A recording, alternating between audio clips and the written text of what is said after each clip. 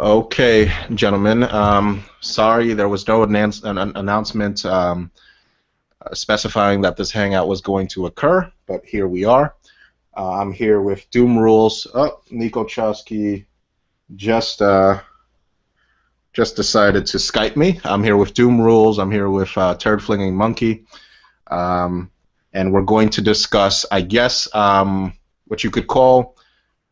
I know there's a lot of talk about MGTOW and whether or not we should take part in activism or just kind of let the system eat itself and consume itself. That's a process that can take a very long time, and we don't know when that's going to occur. We don't know if it's going to be a slow thing or a fast thing. So I think it's worth exploring the question of whether or not activism is something that MGTOW can take part in, and if so, whether or not there can be some kind of MGTOW flavored activism that is distinct from some of the MRAs out there. And we don't have any problem with MRAs doing activism, but maybe we can contribute something that is unique and has a MGTOW flavor to it. What do you guys think? Well, certainly I think that MGTOW itself is, how can I put this? It's activism in and of itself. That is, when we create our messages, we tell men, here's why you should avoid marriage. Here's why you should, well, depending on who you are, why you should avoid relationships with women, romantic relationships. That is, and then we use examples like we talk about hypergamy, we talk about evil psych, all that sort of thing. That is our activism. It's just simply spreading the message. Here's the information. Do with it what you will. We're not busy fighting with people online on Twitter or Facebook, trying to prove a point and say, see, I'm right, you're wrong, type of thing. Sure.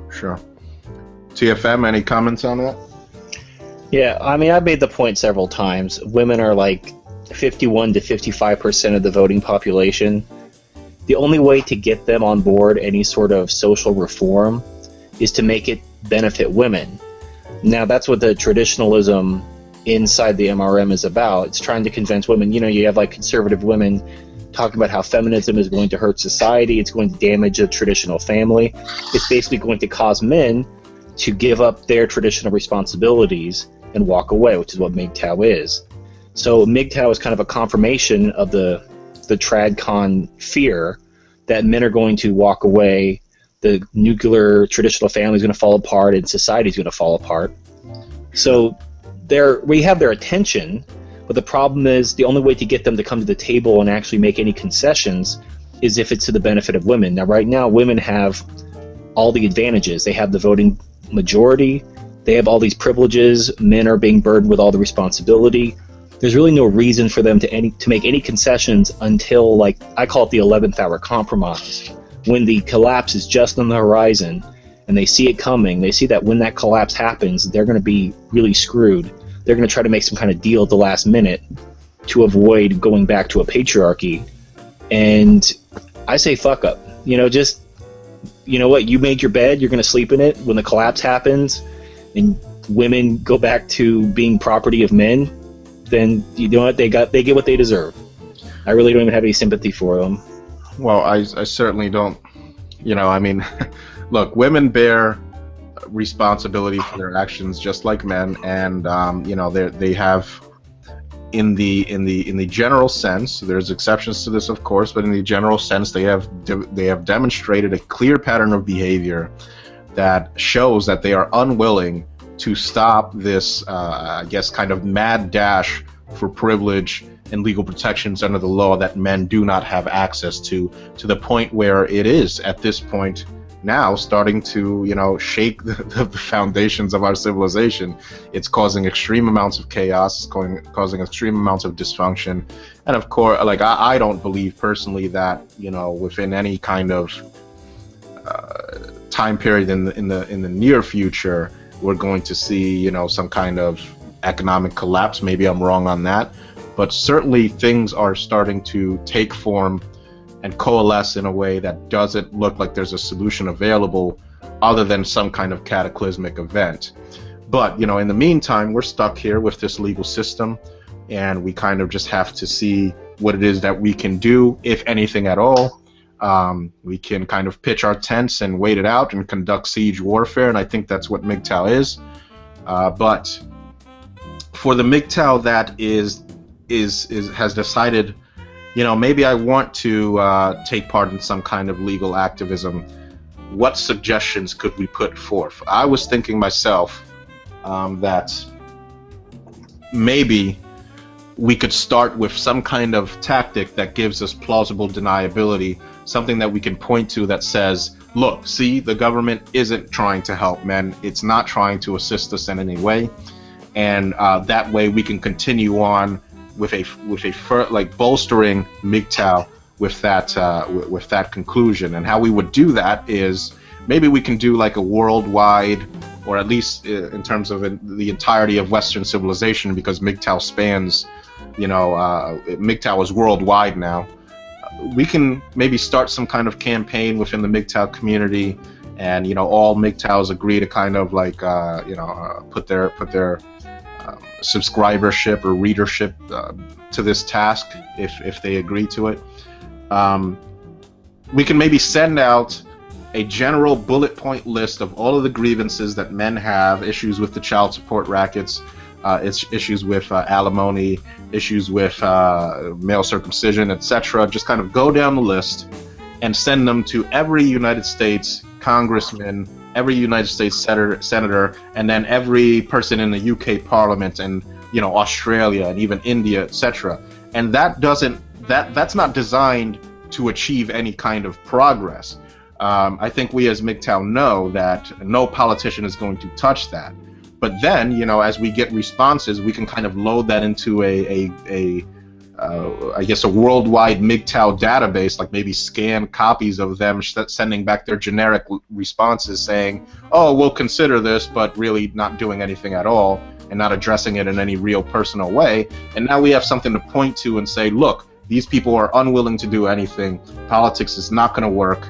And so maybe now we can move forward past this idea that there's some kind of political recourse we can take. What do you guys think about that? I think that's a brilliant idea, personally. I also think it would show the futility of the idea of a men's movement in general. Now, I'm speaking in general terms here. Some of you may remember I think it was earlier this year, maybe late last year, Stardusk released a video called "The War Within, the War Without," where he spoke about, the futility of a men's movement, because it seems like there hasn't been any sort of real accomplishment. I think what you're suggesting would be ideal, because this way we can definitively say, look, they're not interested in helping us, so why bother interacting with them? Wouldn't it just be simpler to go your own way, check out a society, and just say, you know what, look, this is what you've created for us. We're not interested, so have fun making it work without us. Yeah. I mean, it's. Look, I certainly wish the MRAs the best. I mean, I want them to succeed, but I think it's a fair question to ask. Can they succeed? And then we test that. After that, where do we go from there is the question. Well, hold on. I want to add something. I think if the goal is to realistically accomplish something in the way of legal reform, we have to restrict our goals to something that doesn't negatively affect women. Yeah. So I think maybe prison reform, sentencing reform, something like that, maternity leave reform, where it affects both parents equally, instead of the woman getting months off and the man having to report back to work in a week. And that's the way it is in Europe, where both genders get the same amount of leave off. So it's things like that to make things more equitable that way. But it can't, if it negatively affects women are going to rise up, and because they are the voting majority, they're going to squash that. But if it benefits men but doesn't necessarily hurt women, it actually has a slight chance of passing, as long as women aren't negatively affected. Now, if you just want to demonstrate the futility of politics in general when you are a minority, then yeah, you can go ahead and throw your grievances to the wall and see what sticks. No, that's the purpose of that. I am under no impression. See, I'm under no impression, TFM, that would actually work. Let's say I was wrong, right? See, it's because we have limited resources and because we have limited pull, because we're still a small community. we have to try to maximize the efficiency of every potential activism event that we do. And so, hold on, Nico and Stardust might join us here. Well, I used to be part of the Tea Party from 2009 to about 2012, and something that really disappointed me was the disparate reasons people were involved. So when I first got involved, because I was a libertarian, I thought this was finally going to be the movement that brought government spending down, that lowered taxes, that got government back to first principles. And what I found was probably about 50 to 75% of the people in the Tea Party were senior citizens worried that Obama was going to take away their Medicare. Yeah. So they were people benefiting from a socialist program, worrying about a new socialist program taking away from their old socialist program, and they had no interest in shrinking government or anything. So, and that's why the Tea Party dissolved. I think that's one of the fundamental, I don't know if you would call it flaws of the Libertarian Party, is everybody wants small government until it starts affecting them negatively, you know? And they want the programs that they pay for but don't benefit from to go away, but they want the programs that they benefit from to be enlarged. And it's much easier to get people motivated when you offer them something than when all you're offering them is for them to keep their own money. That's not a very motivating thing. Yeah. It appears that Nico has joined us. Nico, are you there? Yeah, I'm here. I don't know if you can hear me well. I'm Hello, far Nico. away. Hello, Nico. Hello, my brother. I can still do that, fuckers. Oh yeah, I forget. Stardust, he doesn't really like the Google Hangout interface, right? Or yeah, he will join. I was just talking to him on Skype. I'm pretty sure he will be joining in a bit. He went to empty his bladder. Okay. Yeah, no, I was just saying that. Oh, okay. So I think we have Stardust here as well. Holy shit, that is one hell of an image. Yeah. I kind of think it's majestic, but yeah, that's another way of putting it. Is that an oxygen tank he's attached to? No, it's well, sort of. It's for sleep apnea. Yeah, Obstructive sleep apnea, yeah. Most morbidly obese people, they don't get enough oxygen because it's blocked. Anyway, yeah. So, guys, let me give you a bit of a synopsis of what we've been talking about. We are talking about potential MGTOW-related activism for the MGTOWs that might consider or want to engage in some kind of activism. I know that's not a popular or common goal of MGTOW in a lot of cases, but for those that would want to, we're trying to determine whether or not there is a viable path that they could take. I've been talking about it for 3 months, 4 months, and I've bbeen getting hate. Yeah. Loads and loads of hate. It was brilliant. Yeah. But I made the suggestion that as a form of plausible deniability, not some... Oh, wait. Hold on. Where did TFM disappear to? There's no limit on how many people we can have, correct? Or... No. He will join. His connection probably dropped. Okay. Oh, really, man? I thought it was the chimp being afraid of the bigger gorilla. So, I proposed a possible scenario that would allow us, before we start actually doing real activism, whatever form that may take, to have plausible deniability, meaning we would send out an inquiry to all of the political offices, the major political offices in Western civilization. So in America, we'd send a bullet point of all the issues that men face to each congressman. They would fucking respond with some bullshit about, oh, we take this issue very seriously, and, some generic fucking answer that's like signed by a Xerox machine, meaning that they don't intend to do anything about it. And we would scan that as proof that these people aren't really interested in taking up this cause. That, in one fell swoop, would demonstrate to not just MGTOWs, but the wider manosphere as a whole, that politicians really aren't interested in taking these causes on. And so then we could start proceeding from there and starting to organize grassroots political initiatives that maybe are more streamlined towards MGTOW thinking. Like maybe we could start lobbying somehow for a I don't know, a donation drive to support and make reality the male pill, which will, you know, immediately help men in a visible way and in an irreversible way. You know, a political law can always be reversed. But, you know, I mean, that's just an idea I threw out there. Well, I mean, the way that I saw it, I'm sorry for going first. It's I have been talking about it for some time. I think we still fairly small. I mean, I know my channel is small, but in general terms, we're not massive as a group. I know in realistic terms, we're a lot bigger than what the numbers show on YouTube.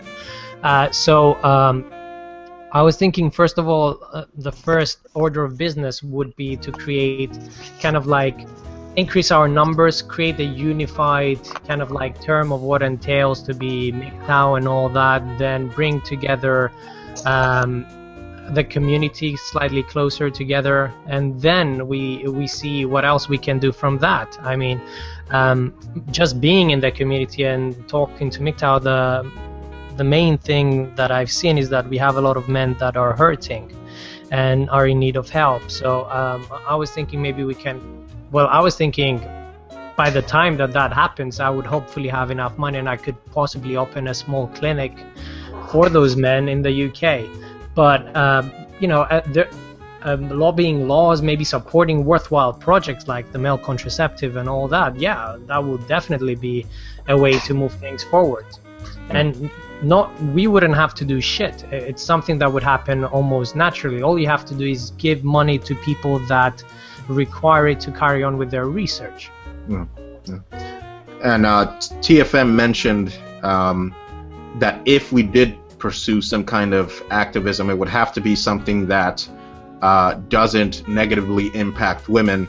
I want to ask TFM for some clarification on that, because I believe that it could potentially be something that negatively impacts women, but women don't have to necessarily, like, as long as women don't know it, then we could possibly swing it, because the male contraceptive, the male birth control pill, will negatively impact women.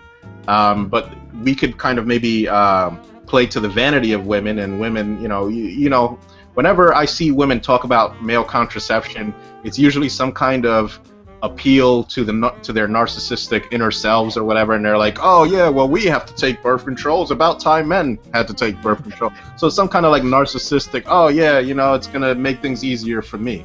Maybe we can work that angle and, you know, get male birth control out there and get women to kind of get on board with it by appealing to their you know, vanity or whatever and self-centeredness, and then by the time we get it far enough, it's already established. And there's really no going back. I mean, you can't put that back in the Pandora's box. Yeah, if Barbarossa, if I might interject, I agree with you. I've had lots of conversations with women about this topic, and a lot of them, obviously, you know, female birth control isn't particularly healthy. There are all kinds of weird chemical, hormonal interactions go on.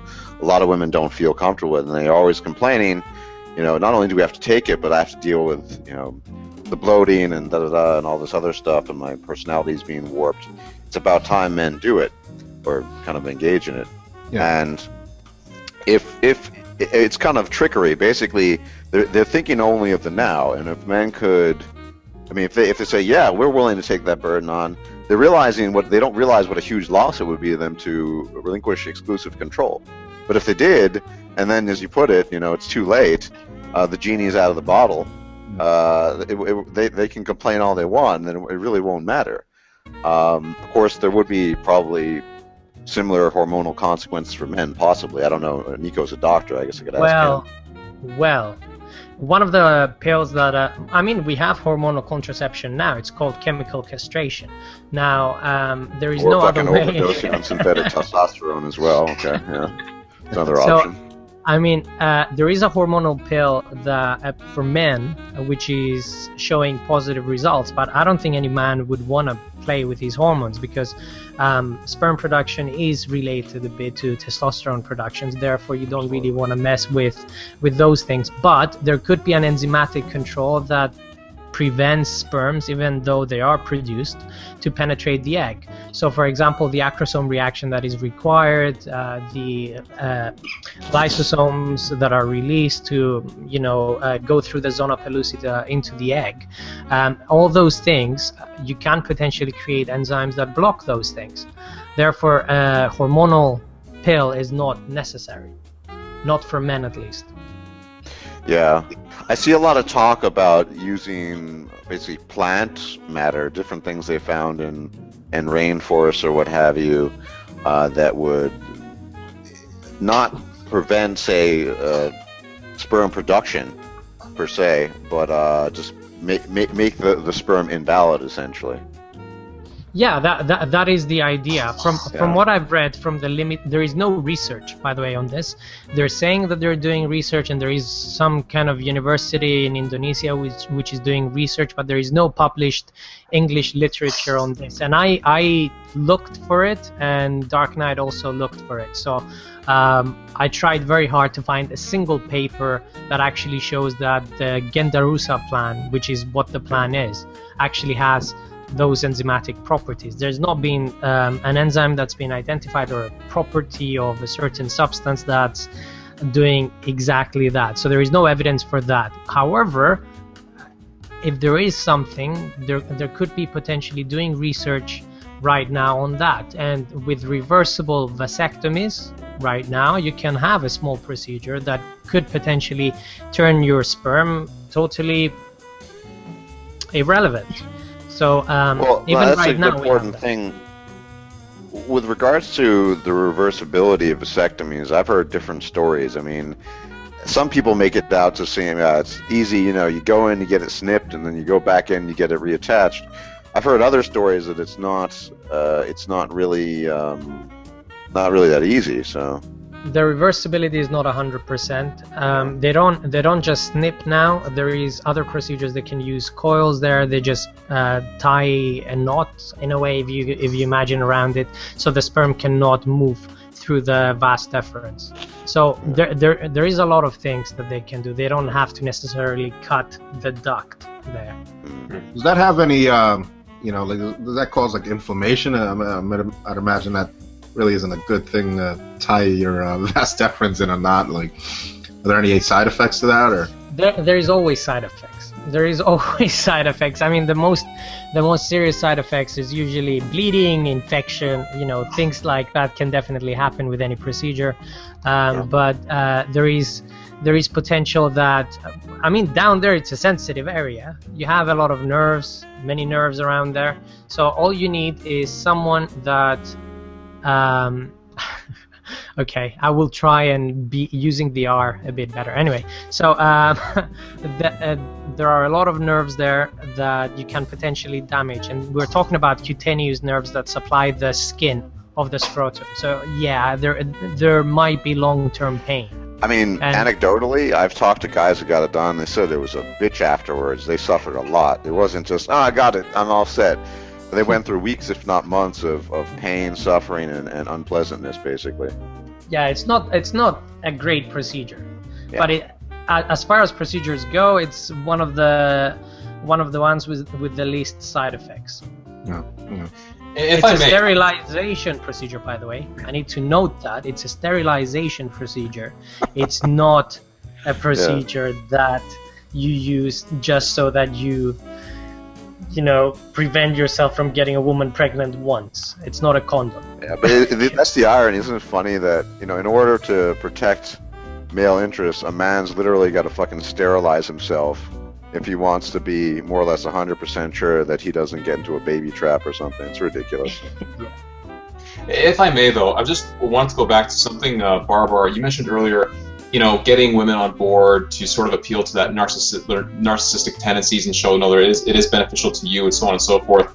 I like that idea because obviously it'd be beneficial to us, even if it is beneficial for the wrong reasons. But talking about birth control for men, I'm just wondering though, the more outspoken militant feminists out there like Jessica Valenti, I can just imagine them, because they're the ones who always command the speaking podium, so to speak, going with the angle of no, birth control, this is the last bastion for women, and this should be a women's only domain, and under no circumstances. They've already done that. Like this has already begun. Andrea Dworkin has talked at length, like for example, surrogacy.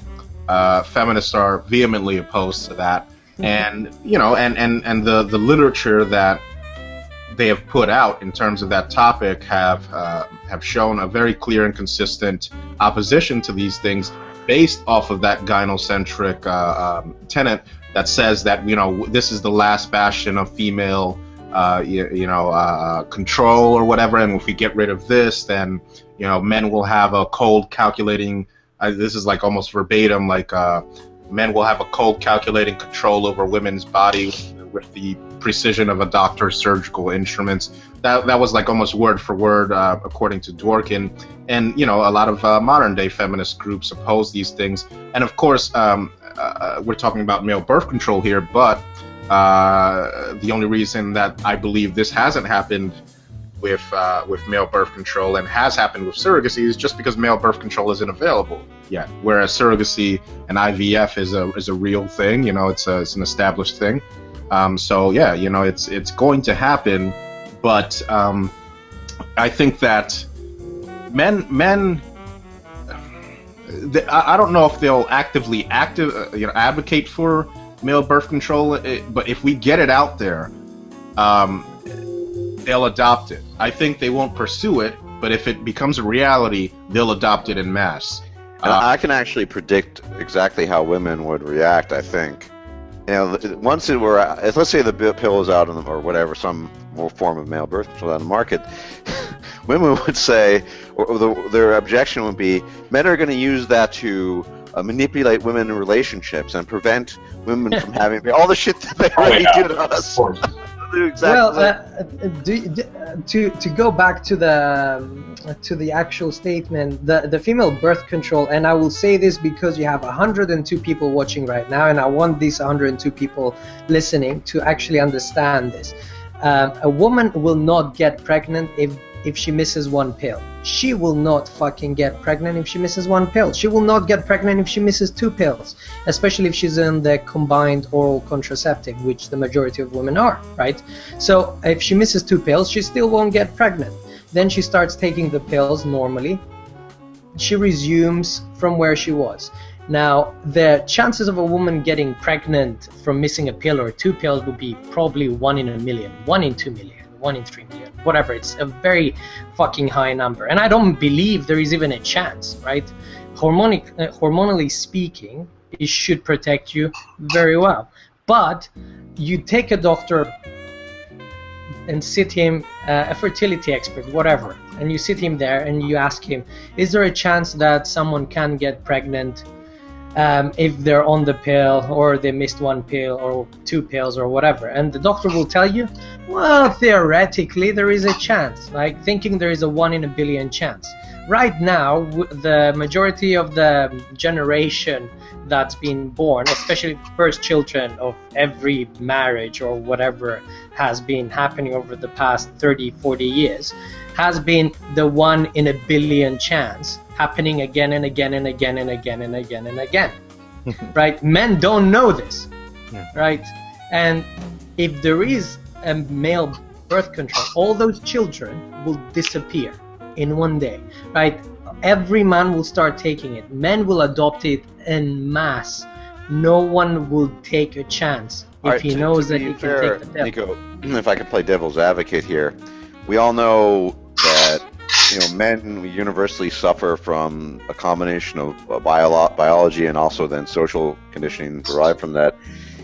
What's to stop a man from saying, yeah, I know I'm controlling the reproduction here, but she really wants a baby and I want to please her, and so there's always going to be that element of the male willing to basically sacrifice his own interests, even if he has perfect control of, say, reproduction. Absolutely, but the chances of that male being 18 to 25 are minuscule. Yeah. No, fair enough. Well, fair enough. Can I just say this? So this is what we were actually talking about. Is as MGTOW, right? And if we want to pursue some kind of activism, because we're still a small group, because we don't have any kind of political clout or influence, and we don't have the type of resources that, for example, feminism has, we have to, pardon, no pun intended, plant our seed in fertile ground here. So if we want to pursue the male pill, we have to do it. Like we have to put line up our activism in line with the men that we want to help. So the men that are going to be saying, well, she wants the baby, I guess I better relinquish. We can't help those guys. They're fucked. They're gonna learn the hard way, right? So Yeah. we have to just pursue activism in a way that's going to help, not necessarily MGTOW, but MGTOW-minded men out there. Can I throw in my 2 cents? Sure. Okay, you asked me a question a few minutes ago. Let me just answer it. Yep. I think any sort of activism that harms women, and what I mean by that is in any way, like pursuing any sort of alimony reform, child custody reform, dead in the water. Yep. Women will not allow that because any gains made for men will come at the expense of women. Male birth control is fine. Surrogacy could work. I think what we can do is we can leverage the LGBT community, because you see what they accomplished in some of the southern states in marriage reform, where they're actually talking about abandoning marriage licenses and going to private contracts. It's a huge step, and it had nothing to do with men's rights. It was all because of the LGBT community. So we can leverage things like male birth control as an LGBT issue and completely avoid the male-female dichotomy that would allow women to take sides. Yeah. Well, I think you hit the nail on the head there, TFM. I mean, the only reason the male birth control might work, I say tentatively might, is because it wouldn't be perceived as an immediate threat. But I agree. I've said this before. I think male interests and female interests are essentially a zero-sum game. It's almost certain that we're never going to reach a point where people say, well, yeah, we should have enough. We should have the same amount of funding for prostate cancer as breast cancer. It's going to be an either or, and only the things that are ambiguous and hard to detect as a threat are the things that could possibly pass through. But I think what we're forgetting here is that men. All right, the reason men defer to women is because they're scared of being called a misogynist. They, are biologically servile to women in many respects. But when we give men anonymity, and that's what the birth control pill will do, right? When they're allowed to kind of sneakily behind the scenes and not have to bear the burden of being called a woman hater or anti-woman, they will act in their own interests when they can do it secretly and confidentially and nobody knows about it. And so, if we can get enough men that are just kind of quietly by themselves, not telling anybody about it, taking their birth control, they'll go ahead and do that because there's no social punishment, and women can't know. How's a woman going to know a man's on birth control? It's like a man who watches porn and jerks off. Exactly. You don't go to work and tell your buddies about how you rubbed one out that morning. Well, I don't know, man. I know some people who do that. You'd be surprised, man. Well, you certainly don't tell women that, right? At work, is that hair gel? Oh, ew. At work, you don't tell women that because you're begging for a sexual harassment fucking claim. But yeah, give them confidentiality. They'll act in their own interests. There's no penalty for taking birth control other than not getting anybody pregnant, which isn't a penalty at all. So I think what we could do is, I'm not sure. Maybe Nico may be able to know if male birth control makes cum taste better. That could be a huge selling point. Oh my god. I'm thinking outside the box. But if you have some other angle, like if it's a side effect, oh yeah, you can't get someone pregnant, because I'm telling you, the LGBT community is like the gateway to get a lot, like surrogacy especially. Like right now, single men can't hire a surrogate or have a child through surrogacy because they only want it to be married couples who the woman is infertile because they don't want men to have that foot in the door to be able to bypass women and have a family without them. But the LGBT community, especially gay male couples, they can be like our foot in the door. Be like, hey, well, that's discrimination against gay couples. Oh, yeah, you're right, that is discrimination. And then they throw those laws out, and now single men can have surrogate families. Well, they have the social inertia behind them. But from what I understand, there's kind of like a pecking order with these things.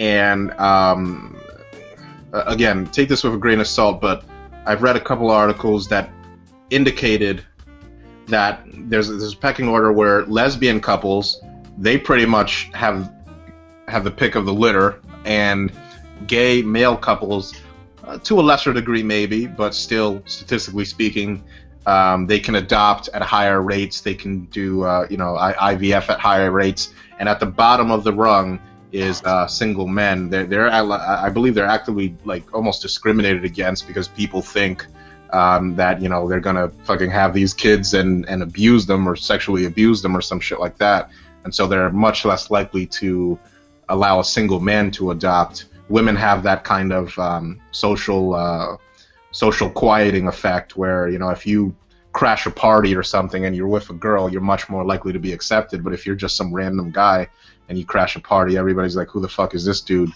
Get the fuck out of here. Well, so what you do is, I'm actually strongly considering this. I know I made a video a while about this, just like coming out, quote unquote, as a trans lesbian. And because you're a single man, who cares? Or you and another MGTOW could just get together, like, yeah, we're both trans lesbians, and whatever. I mean, you get the kid, you have your family, you go about your business. You can just, if someone questions you, you're just a very butch trans lesbian. Well, I've seen people bring up the idea that I'm against this because I'm against marriage period, but that two straight men that have no attraction to each other could, for the benefits, just decide to fucking get married. I've already made the proposition to Dark Knight and to multiple male friends of mine that we should raise a family together. It's so easy. Now, there's probably going to be evidence at some point that how children of gay couples fare, and I'm talking about like gay men and lesbians and who does better and what. So I'm pretty sure that they will be doing quite well, right? Raised by two fathers rather than two mothers, or a mother and a father, and we'll see what is the best result. Now, if you want to do something, you can definitely do it now. No one's gonna come and check if you're bumming in your bedroom or anything like that. That doesn't matter. All you have to do is sign a piece of paper, and that's it. You're legally a couple, and then you can pursue raising children and all that, and adopting and surrogacy and everything. My only problem with that is if you and your buddy decide to just get married on paper for the benefits and to eliminate the stigma of being single men, if you decide if you just have a falling out, like he sells your PS4 for drug money or something like that, then you're gonna have a divorce. And let's say one of you makes significantly more money than the other, you're going to have to pay your old friend alimony for the rest of his life. So that's my to be concern. fair, I agree. why would you marry a filthy console peasant to begin with? I'm just saying. So there are many. I think it's a lot easier to trust men than it is to trust women when it comes to these things. You know that, well, all the friends that I've ever had in my life, I've known them since, I don't know, they were 16, 15, earlier, some of them. They haven't changed at all. Most of the men stay, if you don't get involved in drugs or you get married and a woman takes everything from you, you don't really change. So if you have a man like that, you can definitely do it. Here's my concern, though, right?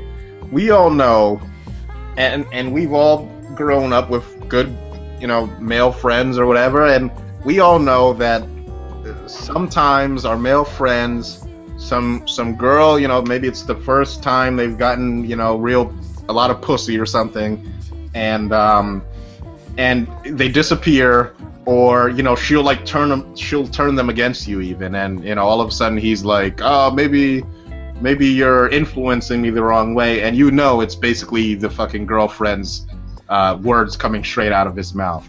What if you're married to a guy and all of a sudden he meets some new girl, because you guys are still both heterosexual guys, you guys are still going to be kind of going out and sleeping with women,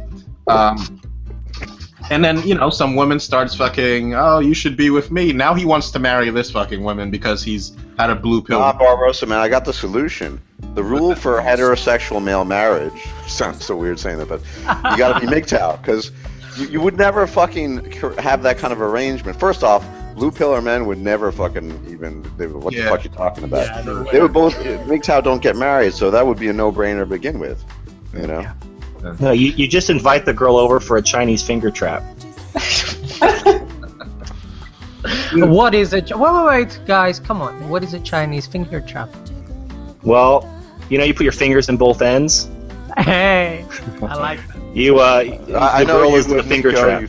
You anally obsessed piece. I totally heard that the wrong way. Jesus. I always heard that referred to as, maybe because I come from a ghetto culture. I always referred that was called 2 in the pink, 1 in the stink. Mm-hmm. Well, no, then your balls touch. If you're both hitting the DP, then your balls are touching, and that's kind of gay. So one of you gets the mouth from the front, and the other one does it doggy style from the back, and you just kind of high five each other across your back. Yeah, we call that the Eiffel Tower where I come from. You join hands over the woman. That's right. Good. So yeah. Anyway. I've also heard it called the chicken rotisserie. Oh my god. If I may, I wanted to just bring up a point here quickly. Talking about male birth control. When I suggested the topic originally to Barbarossa when we were, way back when, it's funny. I look at the men's rights movement in its current form, just as an idea, and I think to myself, like here we are talking about male birth control, talking about practical applications, solutions, having a good laugh about it. I can't remember the last time I read anything in the from the MRA side of things that was actively promoting awareness of what is it, Rhizug or Vasogel or any other form of male birth control that's out there, and I think to myself, so wait a minute, you're calling yourself the men's rights movement, but I don't see you actively pushing for solutions. Well, that's because they're man. That's why they're all political. They're not thinking about the other things. And traditional. Their whole business plan is to try to convert women from feminism to traditionalism, to try to build a political coalition. So their whole angle of attack is to try to convince women, no, traditionalism benefits women more than feminism, so that they can build this political movement. That's why they never really talk about men. I entirely agree with you on the TFM. I just think that they realize that promoting things and ideas such as actual chemical means like birth control or what have you, there's going to be kind of failure arguments in the eyes of women. Women need, as you pointed out, to be lured into to it somehow. And I think they're advocating traditionalism because they're just being pragmatic. I don't think they actually believe in this. Well, how can we get women to sort of, get together with us? I guess this is the best way.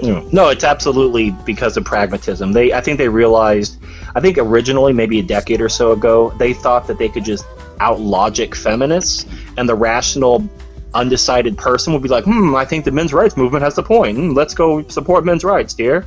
And then when that did not happen at all, and they realize that women have a very strong own group preference and will just throw logic right out the window in favor of their feels, then their only method was to try to appeal to women's preferences by trying to present a better alternative than feminism, which would be traditionalism, the stay-at-home wife, sponge off your husband, never work again type of arrangement, as simply like the moderate position, like, okay, it's not as bad as feminism, but it still sucks, but women are 51% of the population, and we're never going to get anything passed if we actually try to fight for men's rights.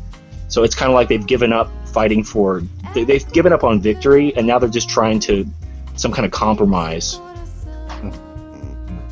Well, if I may too, I just want to ask Stardusk a quick question here, sir. Now that you're here, I was recently actually right before we started, I rewatched your video, "The War Within, War Without," and it got me thinking, is MGTOW maybe the men's movement of today as opposed to what the traditional men's rights movement called itself? Is MGTOW? I think so, and I'll tell you why. This is just my own opinion, essentially, but the men's movement has been around. I mean, sort of the ABFM style has been around for a fair while, as I'm not mistaken, a couple of decades, actually.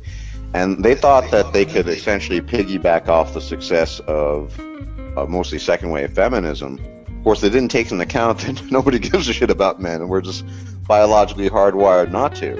And so, in some abstract sense, I guess, MGTOW is a kind of men's rights movement, but it's just individual men realizing that the world doesn't give a shit about them, so they have to take control of their own lives and move their own lives forward, and taking that into account, basically the government is going to save you. There are no longer going to be organizations that are going to save you. You have to save yourself. And that was just something that MRAs traditionally had never really spoken of, I think, and I think that's the big distinction. But if you look at it that way, it's definitely kind of a men's rights move, in the sense you're giving yourself the right to evict yourself from the traditionalist paradigm or the simp paradigm or whatever, and you're just doing whatever the fuck you want. And you're saying, and then people are yelling at you and clamoring, oh, you need to do it, and you just say, fuck you, I'm just, one life to live, that kind of thing. So yeah. I wanted to bring up a point, maybe stress the universal approach that we should take, not just in terms of issues like birth control, but I've also talked with other MGTOW trying to get the issue of homelessness addressed. Yeah. And of course, the various factors that cause the vast majority of homeless to be men are things that really we can't, that are out of our control. It has to do, of course, with a gynocentric society that puts females' welfare above those of men. But if we were to ever launch some kind of I think somebody has an echo going there, but if we were to ever have some kind of program to help homeless men, to get them off the streets, etc., we have to kind of limit ourselves to the type of men that are willing to implement behaviors after they get off the streets or whatever, that is going to prevent them from ending back on the street. So we have to kind of have some kind of filtering mechanism where we say, well, is this guy likely to get married and just end up right back where he started on the streets, with no food, or because his wife took him to the cleaners again, right? How do we kind of well, if I might, and I hate to cut in, there's so many people, but I think that you're actually talking about a larger issue here, and we should definitely talk about the homelessness issue, but this is something we don't really talk much about, at least we haven't had an open discussion. I think the idea of, the kinds of friendships we form with men after we fully digested the red pill, and how that dynamic has completely, I know in my case and other people's case as well, affected their relationships with other men, former friends. The reality is they're like aliens in some way. And the thing you're talking about now, Barbarossa, is that they're the same kind of guys. That friend that you were friends with for 15 years who's, still on his third wife or something like that. He might be your friend, but he doesn't have the mentality. I mean, I know it sounds selfish, but I think, exactly, if in that case, homeless men should be basically tested for essentially MGTOWness or red pill knowledge. Sure. And generally speaking, I tend to limit my interaction with blue pill friends, because it's, if a blue pill friend comes to me and this happens, say, well, my girlfriend left me, what am I going to fucking tell him? I could tell them the truth, and I've told that to them before, and they just ignore it. So I just say, okay, drink a beer or something. Well, that's the thing. Like, we don't. I hate to fucking be the guy to draw the fucking Matrix analogy, but you remember the girl in the red dress, and Morpheus is walking Neo through the crowd, and he's saying, look, as much as we want to save these guys, that we should. In a certain sense, they're almost an enemy. They're going to fight you on this. And we only have, again, limited resources. They do fight us, man. We see it all the time. Yeah, exactly. We have limited resources. How are we going to have any kind of effect if we're helping people that are going to put themselves in the same situations that we help them out of and fight us the entire way through? I mean, I just don't see that as a sustainable thing. We can definitely, with regards to, let's say, scientific endeavors. Sorry, TFM. I'll finish in a second. With regards to scientific endeavors, we have a lot of men that know what they're talking about. For example, Dark Knight is a biochemist. We have people that have good background in many of the sciences, and all we have to do is utilize the people, the brains that we have that are just sitting and doing nothing, to get and analyze the research that we have right now, especially many of the contraceptive pills, especially for men, and a lot of research that goes into science, etc. We can find out which ones have merit, and we can support those projects. We can financially ask for MGTOW, and we can do that ourselves as well. We can financially support those endeavors, and everyone will benefit. I don't think right now sperm counts for nothing, right? It counts for jack shit. But once you enter the age of the male contraceptive, then sperm will start to have some kind of worth. And many men will realize this, and I don't think the majority of men want unplanned parenthood. They're not walking around and just want to get anyone they sleep with pregnant. Yeah. Well, the reluctant fathers just they'll cave in. I guess I'll take care of the brat. What about community outreach programs? Because I know that Immortal MGTOW, and certainly Mayor as well, you guys will recall he had the homeless outreach program that he was working on. And a few months ago, Immortal said he wanted to start a sort of MGTOW house where men in the air, I don't know if it was for homeless men or for just red pill men in general, where a place where they could come together and share their experiences as a sort of support group. I think he started a GoFundMe project for that. I'm not sure if it's still active or not, but I think those are certainly projects that are worth exploring. Agree, but once again, as Barbarossa pointed out, I really think that so much positive male endeavor that could be done in an effort to help fellow men is going to be wasted unless, I hate to say it, they swallow the red pill fully. Because, I mean, the blue pill it programs you to just repeat the same shit over and over and over again. And what good does it help you to, help a guy who was married, got kicked out, couldn't pay, ended up on the street, and then he finally gets back on his feet and he's in the, marriage 2.0 with the same shit. We got to break the cycle, and breaking the cycle means making men realize how women fucking view them, no matter how it makes them feel. They got to fucking understand that before they're going to make progress forward. Well, maybe we can kind of disguise it as I know fucking Alcoholics Anonymous has got like a cultish fucking vibe to it, and I don't want to like make that comparison. But for example, if we made a community outreach program, right? It's not just as simple as, all right, we're going to provide to you the alimentary, goods or services or whatever that is going to help you get off the streets. But maybe we can say, okay, in order for you to take part in this program or whatever, or whatever it is, we need you to read this literature, and it's just going to help you kind of understand your place in society or whatever, and how society views men. And we can kind of just give a non-biased, factual, 90% of men commit suicide, blah blah blah, or I'm sorry, suicide statistics, child fucking custody statistics, and show them, is it in your interest to continue to get married, and just kind of pose the question, leave it out there, and let them decide in a way that's kind of approaching indoctrination. But if we don't indoctrinate men, then fucking feminists or traditionalists are going to indoctrinate them. I mean, it's I hate to use that term, indoctrinate. Maybe if we don't give them the tools they need to fucking see how they're being treated and viewed in society, then feminists and traditionalists will.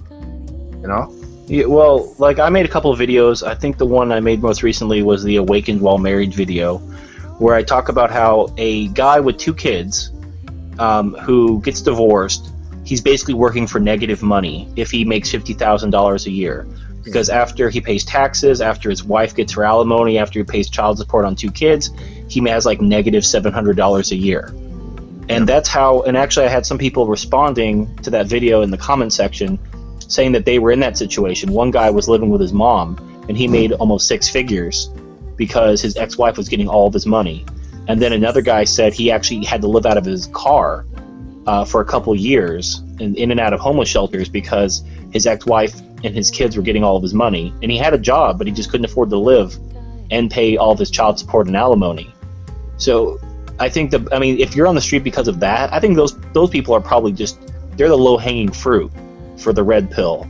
Yeah. They probably already know the red pill. They just don't have a name for it. Yeah. Now, the men, my worry is if we have, and I'm not sure how Mayor of MGTOW's program differentiates, but you have people on the streets who are there for substance abuse or alcoholism or something like that. Like, they're not there because of gynocentrism. They're there because they're addicted to drugs or something like that. Well, in the immediate sense, they're not. But of course, drug use is a lot of men that after fucking divorce, they turn to fucking drink and drugs.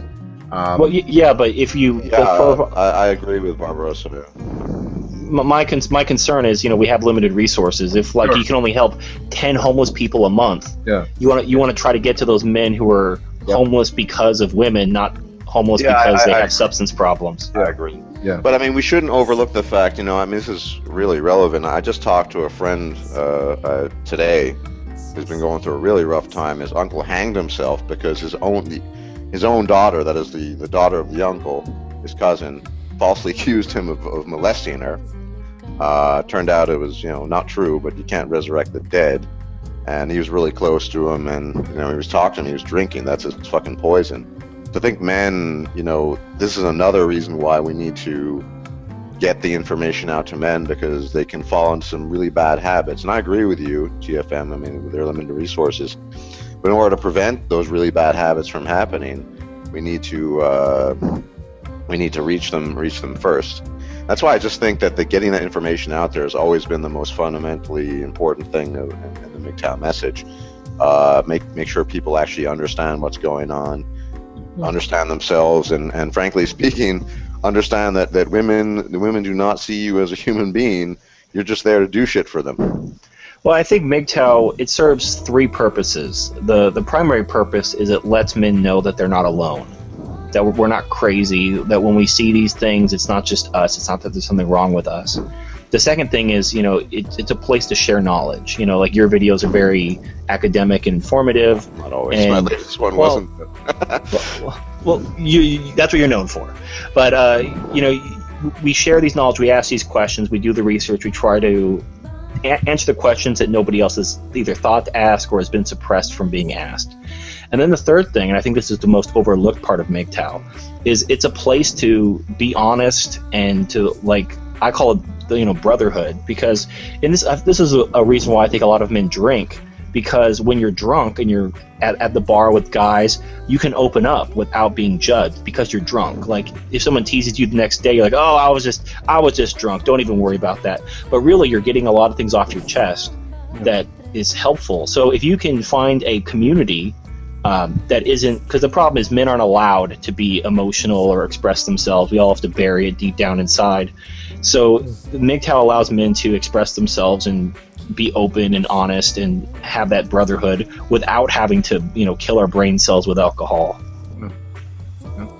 Well, I agree with you. I completely agree with you. And priority number one is spreading the message, increasing our ranks so that we have more resources to play with.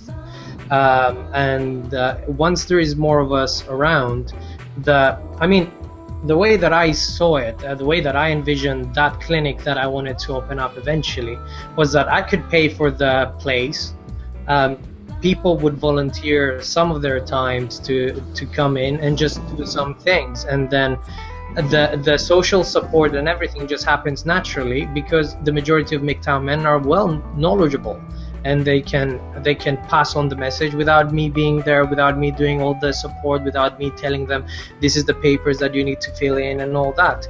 It's almost organized chaos. The MGTOW, as I see it, is almost organized chaos. And we can definitely bring that organized chaos in the real world, and we can do it. But we need to have numbers so that we can utilize people that exist in certain regions. And once it catches on, then we're not just doing one thing for in one specific area. We're doing many things in many areas, and we do it under the MGTOW banner, and we are helping people, really helping people when they need it the most. And I think men are much more likely to pay that fucking forward to the next guy, you know? When men, you know, I think one of the most important things about MGTOW isn't that we delve into human nature and female nature and male nature and all of that stuff.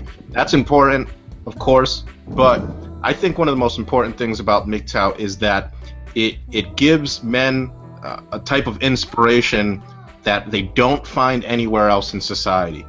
Men are emotional creatures, just like women. We're more emotional than women, and yes. Yeah. And when we decide to, for example, dedicate our time to solving a problem, then the fucking logical brain kicks in.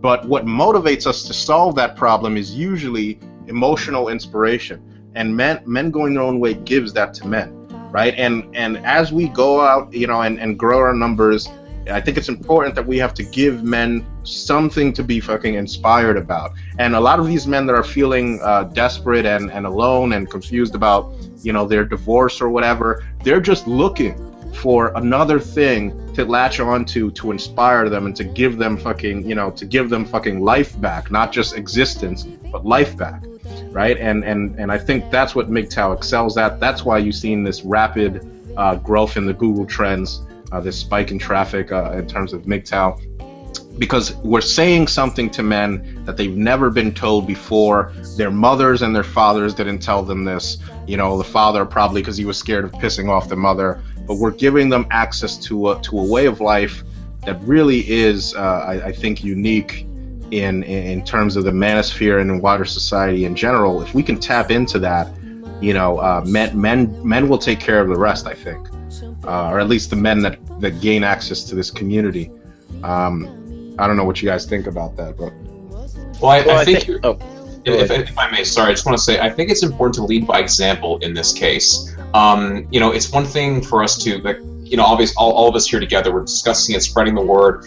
But let's say when I go out with friends, like to bars or whatever the case may be, you know, especially with my guy friends, you know, the best thing is just to lead by example. You know, they always talk about how, they met this girl, they met that girl, this, that, whatever. I ask them, okay, well, hold on a second. Why are you pursuing this endeavor? I mean, how do you feel it's going to add to your life? I mean, do you actually think this is going to enrich you somehow, or are you happy you're doing what you really want? For example, one of my hobbies is toy collecting, and I brought this up in my other videos, and you know, I tell my friend, and I say I do it because, you know, it's a hobby, it's fun, that's why I do it.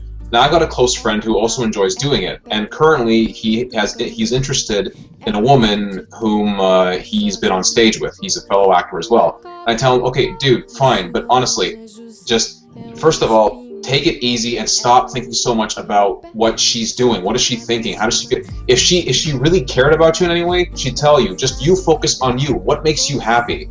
You know, Why are you so obsessed with what she's doing? Just focus on yourself. You'll be so much happier that way, and you'll have a lot less stress in your life. Yeah. As an example, anyway. Yeah. There's a psychology in that. Like, when a man doesn't care about a woman, he's basically communicating to her that his life is rich and he doesn't need a woman in it to make it full. So that actually signals to the woman, oh, this guy has his shit together. He's a real catch. So I know that's like a PUA trick, to be like an asshole to women and act like you don't care, because it hooks them a lot easier. But it really works. Like, we have this biological drive to obsess and to chase after women. But if you just resist that, you actually get more pussy in the end, if that's what you're after.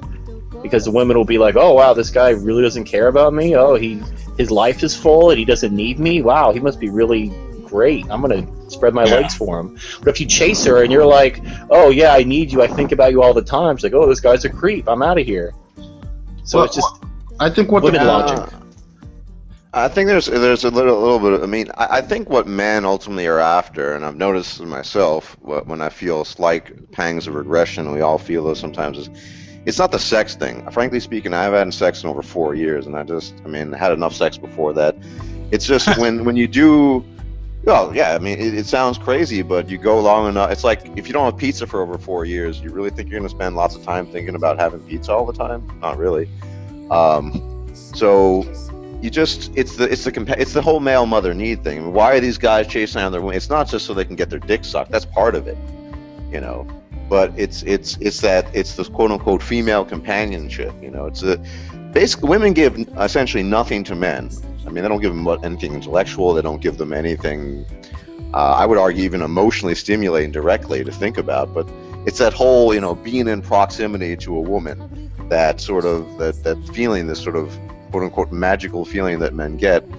And that's really hard to talk men out of. And you even going your own way, you can have sort of mental relapses into that sort of miasma. It's not just about fucking it. Well, yeah, that's like one of my first videos was about She'll Never Love You, talking about how men and women love differently. And with the love men have, the love men express, and the love men ultimately desire, women can't provide. Well, I know. Rollo Tomassi, he calls women's love opportunistic love, yeah.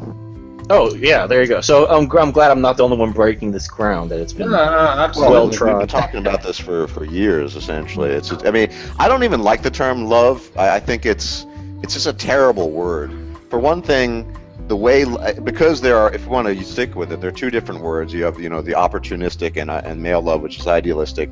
But Western society in particular, just in every image and thought we associate with love is the male love. It's idealistic. Because opportunistic love doesn't inspire anyone. It's essentially mercantile. So, yeah, that nobody wants to put it. I would just get rid of the words love completely and just refer to different reproductive strategies. You know? Yeah, we should really start viewing it as different types of arrangements that short circuit the female fucking defense mechanism to like select men, you know, and you know, that's what the PUAs I guess attempt to do, but they really don't tell you that in order to really get women by not caring about whether or not you get women, you have to actually not care about getting women, and that's not the case with the PUAs. I mean, clearly they devote, you know, massive amounts of time, blog post after blog post, dedicated to figuring out how to get women. Well, I see a good benefit to this. I mean, the majority of like understanding female nature, they did it very well. So we can basically build on top of that. I know Rollo, Stardusk mentioned him, and hopefully he'll show up in 20 minutes and I can interview him. But he did a very good analysis of female nature. He does an excellent analysis of female nature, and he doesn't beat around the bush. He just says it as it is. Now, we can utilize that, and then we can apply that to our own lives. I think it's essential for any MGTOW to understand female nature. It's essential for every man to understand female nature. Now, if you're 15 and you have a teenager who you're related to, a cousin or whatever, and you're wondering what you should teach him when his hormones are kind of like urging him to do things, then just teach him about female nature. Once he knows one or two things about female nature, he's a lot better off. Well, I think that PUAs, I agree with you, Nico. They have a pretty good grasp of what female nature is. I think they never ask. I think what PUAs are in essence a truncated form of MGTOWs, in that they've explored and understood and deciphered female nature, but they didn't really go to the next question and decide to explore exactly what it is in male nature that fucking makes them so obsessed with female nature and needing to have women approve of them. They kind of stop there, right? Yeah, absolutely. That's the incomplete analysis, and that's what gets them into trouble. Or they're trying to have it both ways. They understand female nature, but they still have these desires, and they think that by using their knowledge of female nature, they can have the best of both worlds. Like, they can use their PUA tricks to control a woman in a world where the woman has all the weapons to use against you, and they can somehow make it work through the power of their charisma. Well, there's a lot of mental gymnastics going on where a lot of these PUAs, they know what's up. They know that women essentially can't love them, and then they'll advocate for all sorts of, like, I've seen, for example, there was like a couple of notable PUAs talking about like even marriage. You know, it's like these guys are really taking some. Rollo is married. Rollo Tomasi is married. Yeah. In his defense, he was married before he got red. Yeah, it's all good. It's all good. Yeah, like I don't give a shit if the guys, you know, but I've seen a lot of these PUAs rationalize this and talk about going back to traditionalism. We saw that with the whole neo-masculinity thing, which is just basically like PUA 2.0, which is just basically reconvening with the fucking gynocentric fucking spirit animal, essentially is what I call it. They're going back to the gynocentric core of what started this all. They explored this, they understood it, and still decided to get reabsorbed by the fucking Borg. It's very bizarre. Yeah, well, go for it. Okay, okay. So they have these mental gymnastics. They'll say like, oh, if you just, discipline a woman and you keep her on a leash and you show her what an alpha male you are, she won't leave you, blah, blah, blah. It's like, well, she could call the cops on you for disciplining her, She can file abuse charges. Like, oh, she'll never do that because you'll have her under your thumb. It's like, you're fucking retarded. Like, she's going to destroy your life and take your money and your kids, and there's nothing you can do about it. It's like this one guy... They got drunk off their power. They believe that their understanding of female nature is going to allow them, they think that they have such a control over it and such an understanding of it that they're not accounting for the anomaly, they're not accounting for what they don't understand, and they have so much confidence in their abilities that eventually it's going to bite them in their ass. Yeah, all it takes... Sorry. Go. Okay. Your most recent video, TFM, was quite good. I enjoyed it. And I was thinking about, I probably won't make a video about it now, but when you talked about the Flemish island survival thing, which has become quite famous, right? How the men had to step in. And now I wanted to talk about it on a personal level because very often my past experience in relationships, when you assert authority because there's chaos, the woman's whining, and what do we do? And you say something, somewhere down the line, she can actually resent you for that and get you into trouble for that. So that's another thing. Even when you are temporarily successful in exerting your authority, and as we saw on the island experiment, on a personal level, an interpersonal level, women tend to resent that. They sometimes know, fuck, he just, it's just been my experience at least. And that's why I don't think the PUA tricks are, in addition to the legal dangers, are always as successful as they claim them to be. Well, I would agree, and depending on who you... recently I was watching an interview of Rollo. I don't remember the guy who interviewed him, and he said, he's married, and he said he can wake up tomorrow and everything could be gone, right? His woman might wake up and realize that he's no longer alpha in her brain, and then she wants to try something else or whatever, and then she can go and do whatever. The legal danger is there. The legal danger will never disappear, and in my interpretation of alpha beta males, which I don't believe in that, I really don't believe in that, but I do think in a woman's brain there is this dichotomy between alpha men and beta men, and whatever you are, it's how she's going to treat you. Now the woman is constantly reevaluating this relationship with constant shit tests. The thing is, you don't even know when a shit test is being played, right? And you might be actively or inactively be passing those shit tests, but you don't know. You might be tired one day, you might be tired for a month, you might be having trouble at work, whatever, and the frame cannot always be maintained. And with the rights that women have, legal, as the MRA keep pointing out and we keep pointing out, then they can take you for a ride, they can destroy your life. That's the problem that PUAs have. And I think at the end of the day, Roosh, Rosie, all these guys who are reaching their 50s, let's say 40s maybe, and they start to think, maybe I need to settle down now, I'm not going to be picking up women forever and stuff like that. Maybe that's what we're seeing with their neo-masculinity thing that's coming into the picture.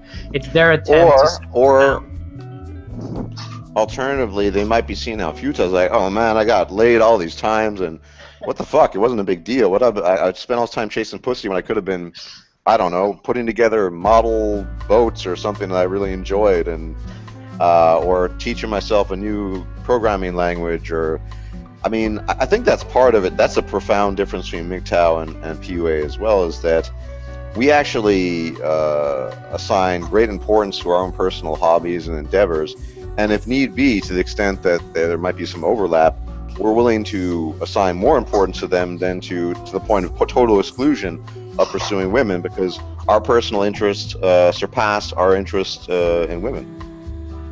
Well, I think it all comes down to external versus internal validation and identity.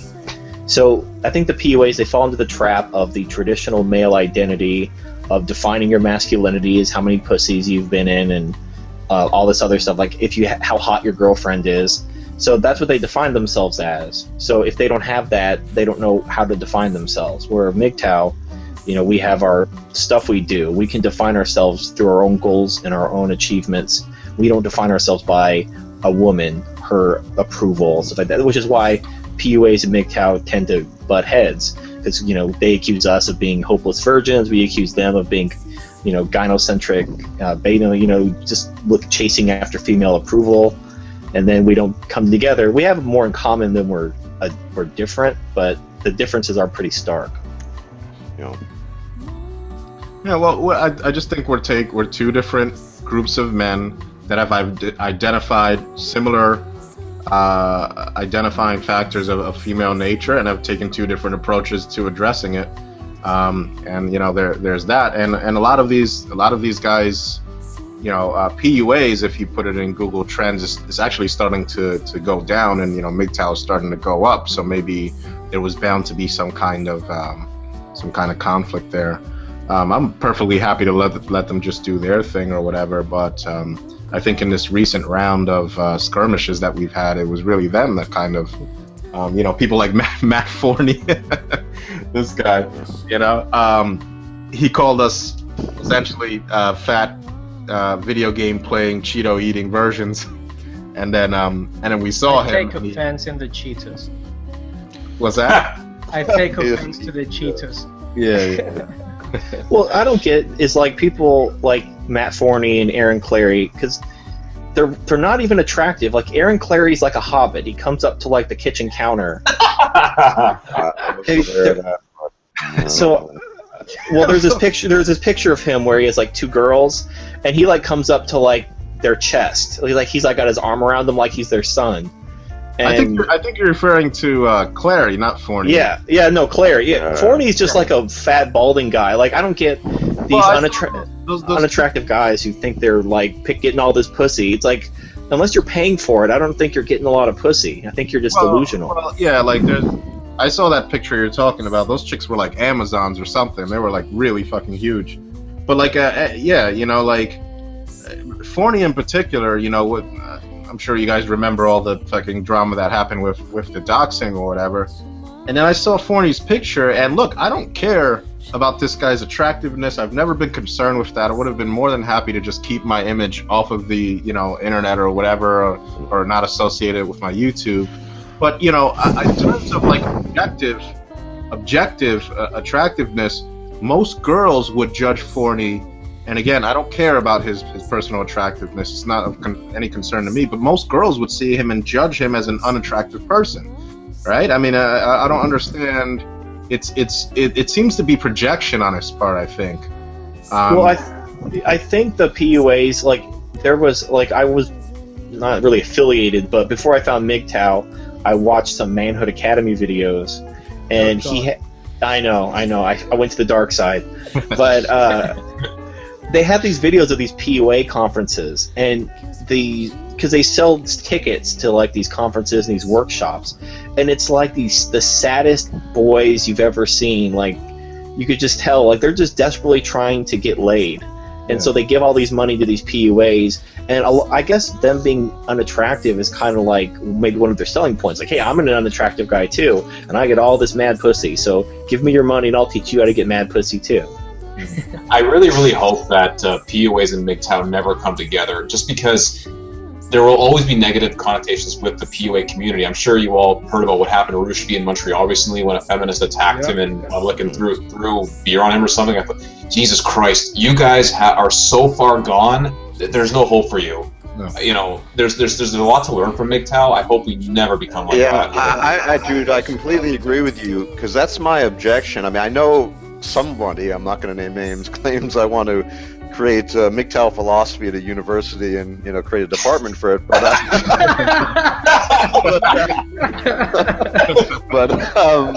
no, I made that point in blotting out the sun. I mean, it's a good thing that MGTOW is only kind of semi-mainstream. It's mainstream enough that tons of guys are catching on and catching wind of it, but it's not mainstream enough that, you know, people are, if we were to ever have some sort of big hangout, the MGTOW hangout, send in the fucking national corps or something like that. So it's actually a bad thing to get too much exposure, in my opinion, because the way we speak about women, even if it's the truth, even if we're being totally neutral about it, to normal people, it sounds bad, you know, and we could easily be sort of demonized in the same. I mean, we're not saying, you know, go fuck as many women as possible, but we're saying that essentially women can be selfish cunts and don't fucking give a shit about men, and, you know, in some ways that sounds even worse. How can you say something like that? And if most people started to hear that, oh, this is what MGTOW are saying, they wouldn't try to refute it, because we could bring up tons of evidence. We could, you know, divorce rates, everything under the sun. But I think in a way it's good that we're only sort of semi-mainstream and that we continue that way. In the same way as Barbarossa brought up, that's how we could bring the male pill to people. It's kind of under the cover of night rather than just sort of getting completely out in the open, exposing ourselves. Well, and I think that's also the path for asexual reproduction, like the artificial womb. You don't couch it as, hey man, this is going to liberate you from your need for women, and we can do our own shit. We never have to deal with women again. Yay! You know, that will bring out the long knives. But if you couch it as, hey girls, you don't want to get fat, and you don't want to get stretch marks, and you don't want to have to take 6 months off of your work. Don't you want to stay slim and trim but still have that baby you always wanted? Well, here's the artificial womb. And all the girls are like, oh wow, this is great. I don't have to get stretch marks. I can have a baby without it impacting my career while I'm pregnant. I don't have to worry about morning sickness. I don't have to worry about complications. I don't have to worry about my vagina getting stretched out to the size of a watermelon. Then when it gets implemented and you actually have mainstream artificial womb technology, then when the consequences for men's rights and asexual reproduction hit, and then men start rejecting women because they don't need them to have families anymore, then it's too late. If I may... I agree to a degree, but okay. So a lot of times because of course the artificial womb is so far away, at least, you know, decades and decades away. But we can kind of draw parallels to technology that already exists, and we could, for example, there could have been people before abortion became. Medical, modern Western medical abortion became on demand or whatever, and available to men and available to women. There could have been people having this conversation saying, well, when women have on-demand abortions, then we can sell it to them as, oh, it's their rights, it's their reproductive rights, and then we can kind of sneak in legal paternal surrender. But at the same time, look at what happened. You know, women got their abortion. They did so. They advocated it because it appealed to their their sense of like entitlement and empowerment. They got their right, and men didn't get theirs, right? So that could end up happening with the article. Well, the reason why legal paternal surrender is never going to happen is because Nico's gone. Am I still here? Can you guys hear me? Yes. Yep. Okay. Yep. Everything got really quiet, so I guess it was Nico that I had the echo on. Anyway, if legal paternal surrender was a thing, and men could just basically say, I don't want anything to do with your child, I didn't want it, you tricked me, bye, then the state would have to come in and raise that child financially through welfare.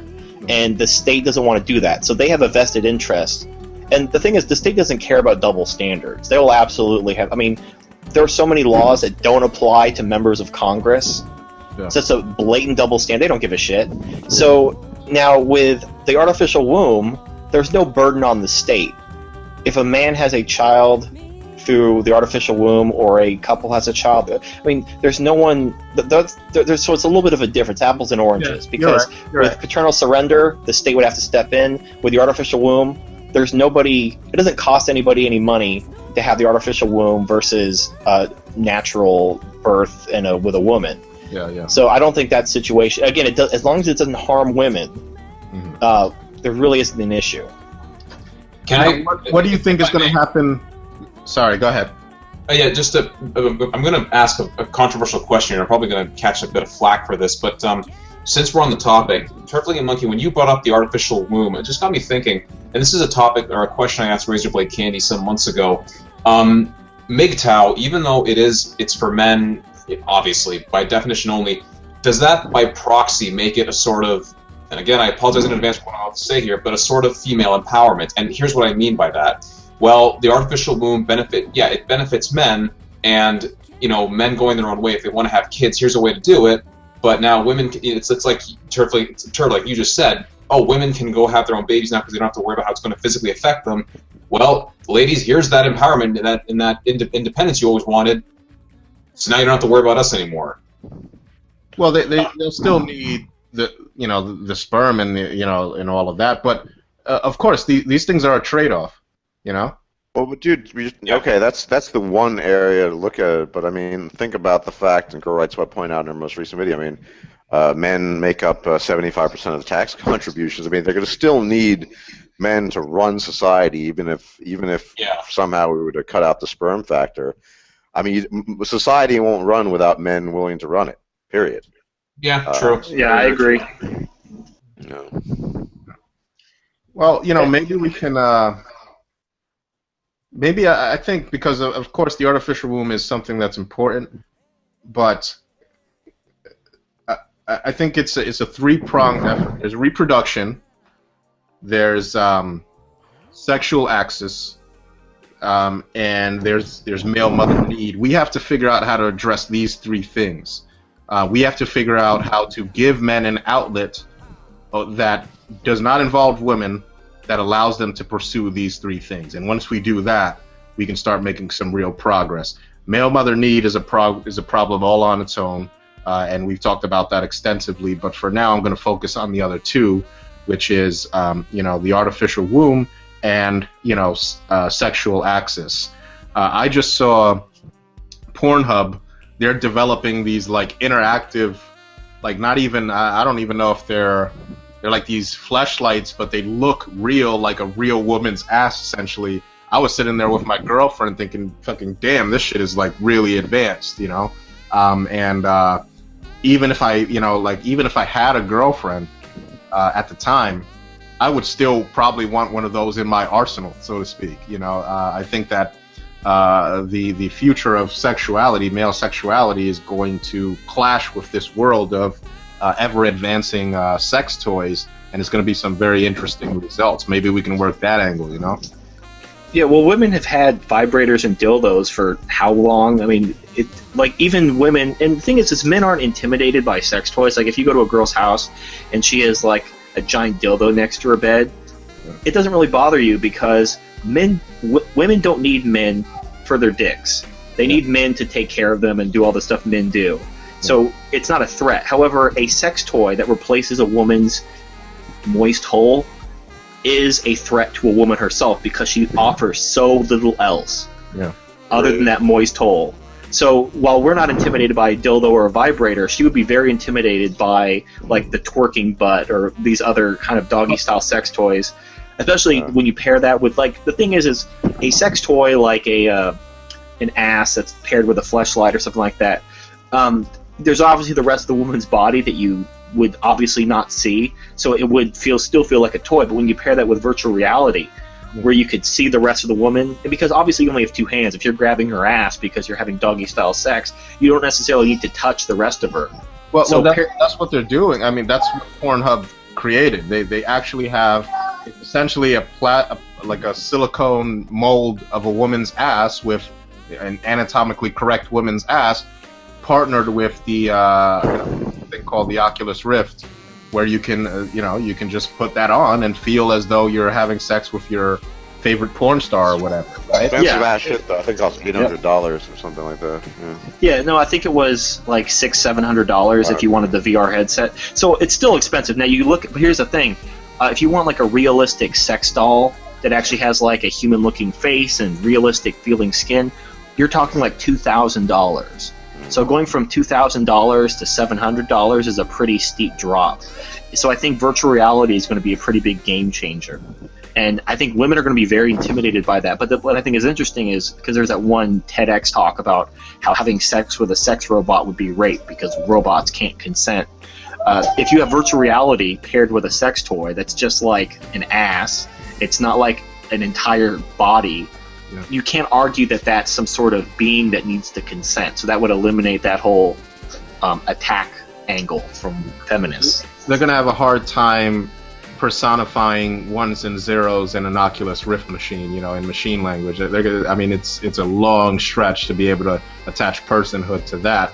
Maybe, in 100, 200 years or however long it's going to take where you have actual sex bots, androids or whatever it is, artificial intelligence, whenever we break that barrier, maybe then they'll be able to make that argument effective. For an Oculus Rift, that's a stretch. They're not going to be able to pull that.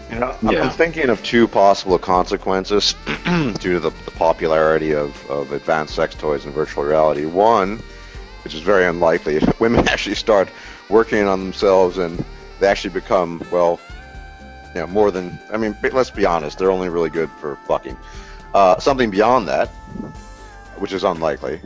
Or conversely, one thing we've seen with the spread of pornography and the liberalization of our society, in the classical sense of liberalization, is that women are just easier. Maybe women will become even easier. Like, you get this virtual reality thing, but you can just walk up to me and say, "Let's fuck," and we'll do it. I see that as a possibility, as a response to that, because I think women instinctively. They only really know how to offer men something on the sexual level. They tend to fail at every other level. So at best, they might try to compete by making themselves even more available than they already are. Well, here's an interesting thought. Sometimes masturbation is better than sex with a woman. Well, it's quicker. If you just need it, sometimes it's more enjoyable. Yeah. If I look at the pragmatic, if I have a lot of shit to do and I got that annoying, like I need to fucking spread my seed shit, I turn on some porn, wank it off in less than 10 minutes, and I'm out the door. And that's just not really an option. I agree with. Well, it's been a while for me, but certainly it's more just convenience, and women can never offer you that. Well, sometimes you have a girl who her engine takes a lot more priming. So you're sitting there rubbing her clit and fingering her for 10 minutes, your wrist is starting to hurt, and then finally she's ready to go, and you get your 30 seconds of friction, and you're like, God damn, I should have just jerked off, and then I wouldn't have this cramp in my arm tomorrow morning. Well, it's not just that. I used to, when before I went my own way and just stopped fucking altogether, I would have fucking arrangements, and I would get so bored in the middle of it that I was like fucking her doggy style, sitting or kneeling there thinking, why am I here? I was using the condom, so I didn't really feel anything. I just stopped. I went home, I spanked off, felt better, in the middle of the act too. So yeah, there are a lot of instances where masturbation can be just a lot better than. Yeah, I've noticed. I like. I know you don't have sex anymore, but the ecstasy condoms from Trojan. Okay. They feel a lot better. Like regular condoms, you don't feel anything. What's the point? You might as well just get a blowjob. But with the ecstasy condoms, there's more room in the tip, so it actually kind of feels almost. It's still not as good as going raw, but it's at least something. You at least feel something other than you're having sex with a condom on. Yeah. Well, the whole point I was trying to make is that with the comment about masturbation being better than sex, is if we can strategically up the frequency with which masturbation, including sex toys, with sex toys, for example, is more enjoyable than sex with your girlfriend, or at least approaching that, right? Then I think that's key, because there's I think there's very little investigation as to why a certain masturbation session is preferable to sex with a woman, right? If we can start exploring that and investigating that, and then imagine a countrywide or you know, a survey of the UK of men, asking them, when you have decided, if you had sex available but decided instead to masturbate, what was the reason you did so, and what was the type of porn you watched, right? If we can get some kind of survey like that, we can start really teasing out what it is that men find more erotic and enjoyable about masturbation than with their women or whatever. Maybe it's the variety of porn, who knows? And then we can start catering to that. Well, I don't know, just anecdotally, like, it depends on the girl. Like, if the girl is just going to lay on her back with her legs open, and I'm doing all the work, I mean, I'm basically using her to masturbate. I'm masturbating with her vagina. But if you got a girl that actually, like, you know, knows how to, like, ride you and jerk you off and suck your dick right, then, you know, hey, we got something going on here. But yeah, there's too many dead fish out there that just lay there with their legs open and just moan and think that, like, oh yeah, that was amazing. Like, oh yeah, you laid there with your legs open. That was awesome. Yeah. There are tons of them. My last ex, I deflowered her. She was quite attractive. Some of the worst sex I ever had. I mean, I was, at the time when I was kind of purple pillar, I was in my early kind of mid 30s. She was in her early 20s. So I thought, you know, gold mine. And all the looks in the world didn't fucking help when she just fucking, was lying there like a dead fish. It was horrible. It didn't matter if she looked good, really good. It was just bad. Yeah. Well, men do the vast majority of work during sex, right? They do the vast majority of everything. What is it they don't do the vast majority of? Well, you know what? Well, ended that. If one were to consider complaining work, then, you know. Well, you know something? I think it's fascinating that you say, when you say men do the majority of the work, I don't disagree with that, but I'm wondering, does that just highlight the fact that women are just that they really are hardwired to be traditional through and through? Because think about it, even in the bedroom, the man's doing all the work. So really, and also the man has an instinct to please the woman. Like, men get off on seeing the woman moan and, you know, watching her come and stuff like that. So it's, even though she's just laying there, she's not doing anything. Like, to him, like, to the stimulation wise, he might as well just be jerking off into his sink or something like that. But seeing a woman actually writhing with pleasure actually gives him pleasure. So I think from a psychological level, maybe even a biological level, we want to kind of serve and give pleasure to women, and women really aren't programmed to give pleasure to men. They're programmed to receive pleasure. You know, I agree with you, TFM, but I'm starting to think that as one takes the red pill or you know, embraces MGTOW, that starts to really fucking change. Because I've gotten it's changed, man. I think that, especially in terms of how much you female validation, I think there's a correlation to that, you know, attached to that, in terms of how much you get off on seeing the female, you know, writhing in pleasure. Because now, I'm just like, you know what, I want a blowjob, and you know, I'm just trying to get mine, get yours, you know.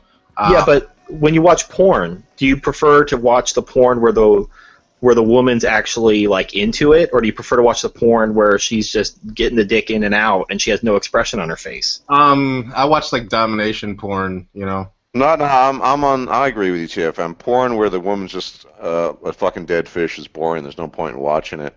On the other hand, some of the really fake-ass, exaggerated stuff that some porn stars do it's just kind of a turn-off, too, because it's so... You know, if you watch, like, BBC on white women porn, and it's so big, you know, it's just, it's so exaggerated, and you know it's being implemented in the fakest way possible. He's like, I don't know. Well, yeah, you could tell if it's real or not, because, like, the big things are she'll get flushed in the face, and she'll lose her breath for a second, and then usually right after that happens, the scene will cut because she has to take a break. So that's when you know, like, that's the sweet spot. That's the highlight reel. But yeah, when she's just like, "Oh yeah, I'm coming all over you," yeah, like whatever. Yeah. No, I think that's why amateur porn is so popular now. You know? Yeah, I agree. People really want the real thing, you know. Yeah. They want to be convinced. Yeah, no, definitely. And I think porn is a really good, as you put it, a good sort of precursor. I mean, already porn has turned a lot of men off to making just a huge amount of effort with women. And if the next step up is virtual reality and things you can combine with it, then it's gonna be pretty. It's gonna be, I just love to hope. I think we'll probably still be around, but when that actually happens, to see the reaction of women. I want to make one more point, and then I gotta get out of here. But when you have right now, I always have like kind of a calculator in my mind, whether or not to get a call girl or whether to go on a date. So a call girl costs about $200. Now, since like really getting involved with MGTOW, I don't even think about that stuff. But back in the day, so a call girl is like $200. A dinner at Olive Garden is going to be about $60. So if I can get into a girl's pants within 3 dates, I'm ahead. So I may be leaning towards dating versus a call girl. So when you have virtual reality porn that's free, or it may be like a one-time deposit of a couple $100s for the equipment, that completely changes the dynamics, because now it's like, okay, I got a call girl for $200. I got dates which could run 60 to whatever, depending on what date she decides to put out. And then I have porn that I already have the equipment. It's free. I can get it done in like 20 minutes. I just have to set everything up, find the video, rub one out, and clean up. Then there you go. On top of that, you have much more variety available to you. You can have, I don't know, Asian, white, Hispanic, black, whatever it is that takes your fancy that day.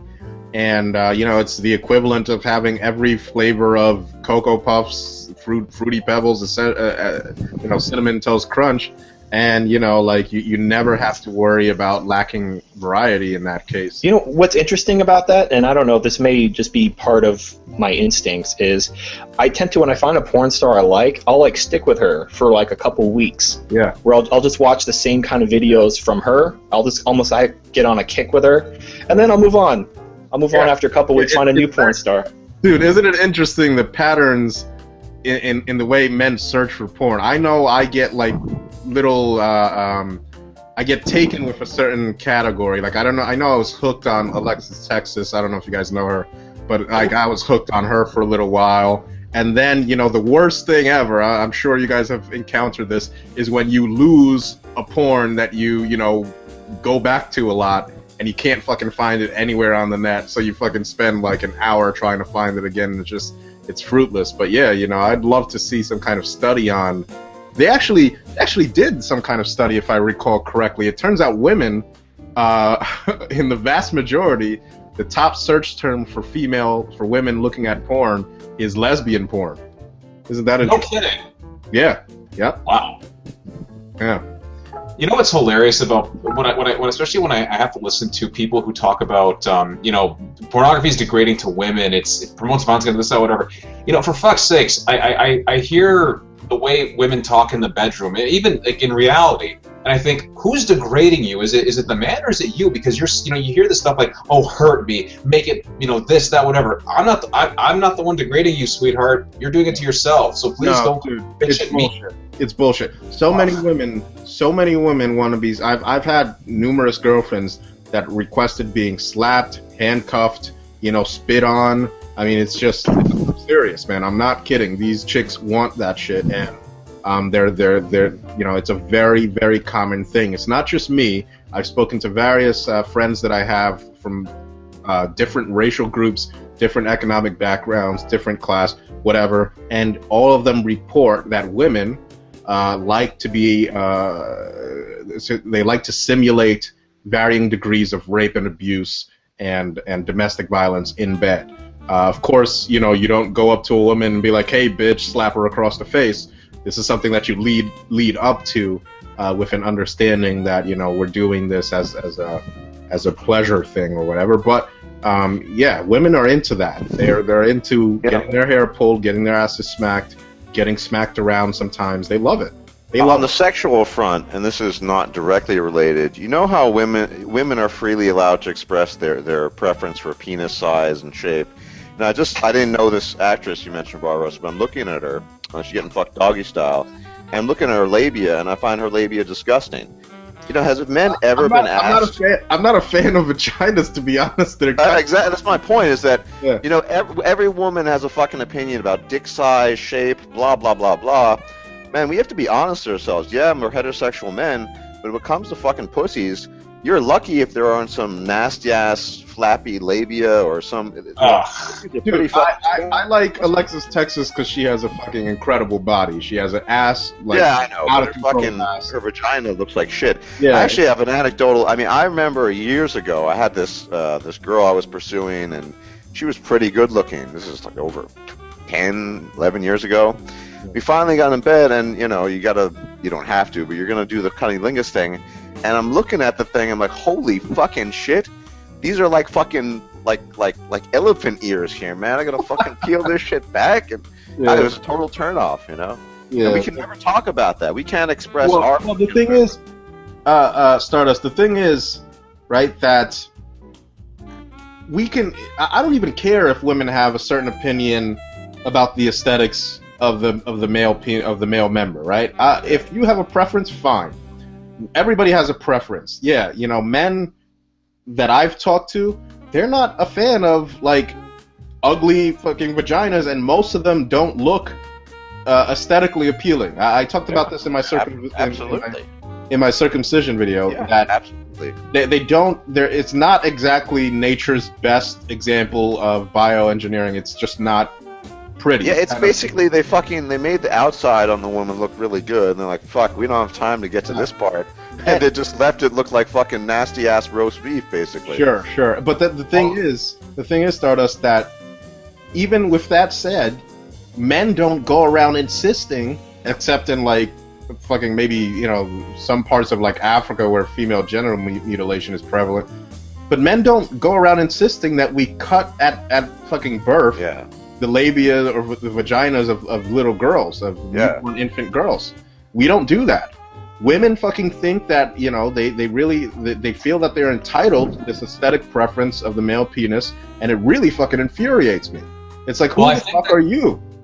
Who the fuck are you? I think that goes back to, I think that just goes back to gynocentric ideas in general. I mean, especially now, I think we can make an analogy to the fat acceptance movement, where it's, beauty comes in all sizes, all shapes, all forms. But as we all know, really, they're only talking about women. As far as fat men are concerned, no, he's a slob. He needs to get off his ass and get to a gym.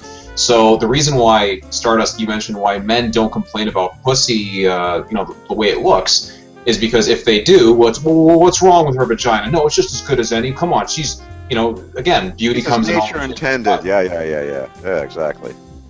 Well, the thing is, like, I don't know if you guys have ever seen this, but even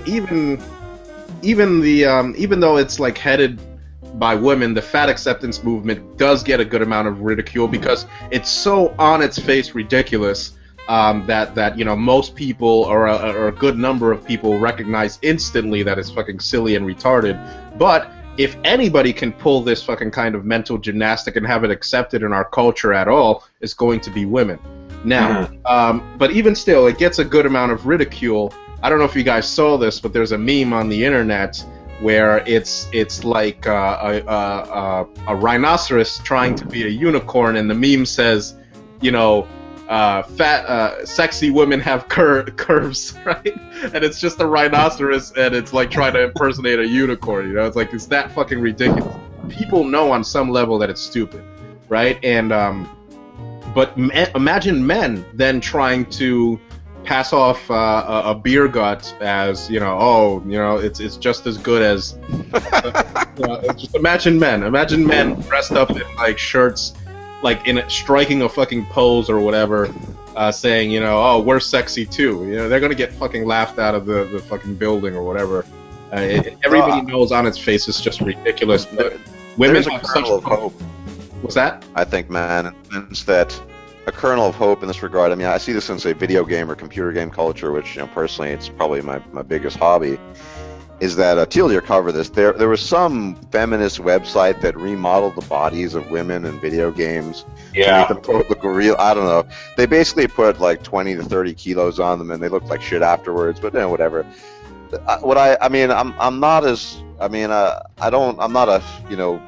blind faith in the market, but I do think that in this case, the market in relation to video games, people want, as I pointed out in my Skyrim video, I don't know if anyone watched that, people want a combination of good fantasy with a healthy dose of reality in games. But some of the fantastical elements, which are kind of a mixture of reality and fantasy, are that people want, really good-looking women, and they want their men to look like heroes, fucking huge pecs. But that's just what people want, and that's what sells. And if you fucking change everyone into, fucking 30, 40, 50 pounds overweight plain Jane, that's not going to fucking sell. I mean, the evidence is Depression Quest is fucking free to play on Steam, and no one's playing it. Well, I'm thinking about doing an LP of it. Is that these archetypes, these physical archetypes, they came to being for a reason, because there's a fantastical element to the video games we play, and we're running away from our own average physiques. That's what people don't want to fucking understand or internalize, that these archetypes, Hollywood looks the way it does for a reason. Because, for whatever reason, we as a species want to be able to look at other people that are extremely attractive as things that we should aspire to, as models that we should aspire to. And it makes I don't understand the confusion surrounding why these archetypes also appeared in our video games. We idealize the human form. We all want to look like, a Greek god or something, or goddess, or whatever. This is normal human behavior to set up these archetypes and these physical standards to aspire to. It's normal behavior. That's what they ignore. I think it's because they're only interested in their version of reality. This idea that women should be free to just be as they want to, but when it comes to men, no, you absolutely must live up to this standard because, well, fuck me, I have a vagina, I'm special. Yeah. Well, that's why like, for example, women are always leveraging. This is what MGTOW has correctly identified, I think, and this is where we are distinct from other portions of the manosphere, is that we have correctly identified that there is, in fact, a battle of the sexes going on, and women are always leveraging. Women know this almost instinctively, and as such, they're always leveraging society in order to accept their flaws and to demonize and limit the flaws of men. This is just a clear pattern of behavior that they demonstrate. Women want to be able to be accepted for being overweight. They don't want men to be accepted for being overweight. They don't, it's just clear. We see it everywhere we look. I don't understand why there's so much confusion in this. Well, I think, there might be some some nuance behind this, and this is I'm just throwing ideas out here, but it's a theory I've had for a while. One of the reasons why women push for this is because, it is nice if a guy has a nice body, but that's not his primary capital. He's a resource provider. Yeah. A woman's primary capital, of course, it's just her looks. That's everything for her, and that's why I think there's so much stress on that. Whereas, there's no corresponding movement of the beer gut brigade and men. Check my beer gut out because the beer guy with a beer gut could be making $800,000 a year or whatever, and that's kind of balance it out significantly. Yeah, women. But I think even still, like, Stardust, you don't hear about men. Like, show me a campaign where men are talking about income shaming. It just doesn't exist, because men understand reality. They understand that if they don't make as much income as this guy, then according to women, they're going to be assessed as a lower value, man or whatever. That doesn't mean that they can't then. Sorry, can you guys still hear me? Yeah, you're good. That doesn't mean that they can't then decide to go their own way and live their life for themselves. But they still know their place in the hierarchy of female attraction, and that the fact that they make less money than this guy is going to place them lower on that. They understand that. Women seem to not to. I don't, or maybe they do, and they want to minimize. They want to rig the game, essentially. Well, something just occurred to me. I can't remember if it was you or Stardusk mentioned, women keep pushing men towards perfection because they want men to live up to this ideal. Is that maybe a double-edged sword in a way? And I'm looking at it from the perspective of, you keep pushing a man to improve himself, whether it's physically, mentally, financially, whatever. Might he get to the point where he says, you know what, I feel really good right now, I don't need you anymore, and then he inadvertently becomes. He may not realize he's gone his own way in that regard, or maybe he even has it because it was a woman who made him do it. But he once he figures out, oh, I don't need you anymore because now I feel great. Then she says, oh shit, what have I created? I've created a monster type of deal. Well, I think actually that pans out a bit differently. Usually when that happens, the guy just finds a higher SMB woman, basically a woman who looks better or whatever.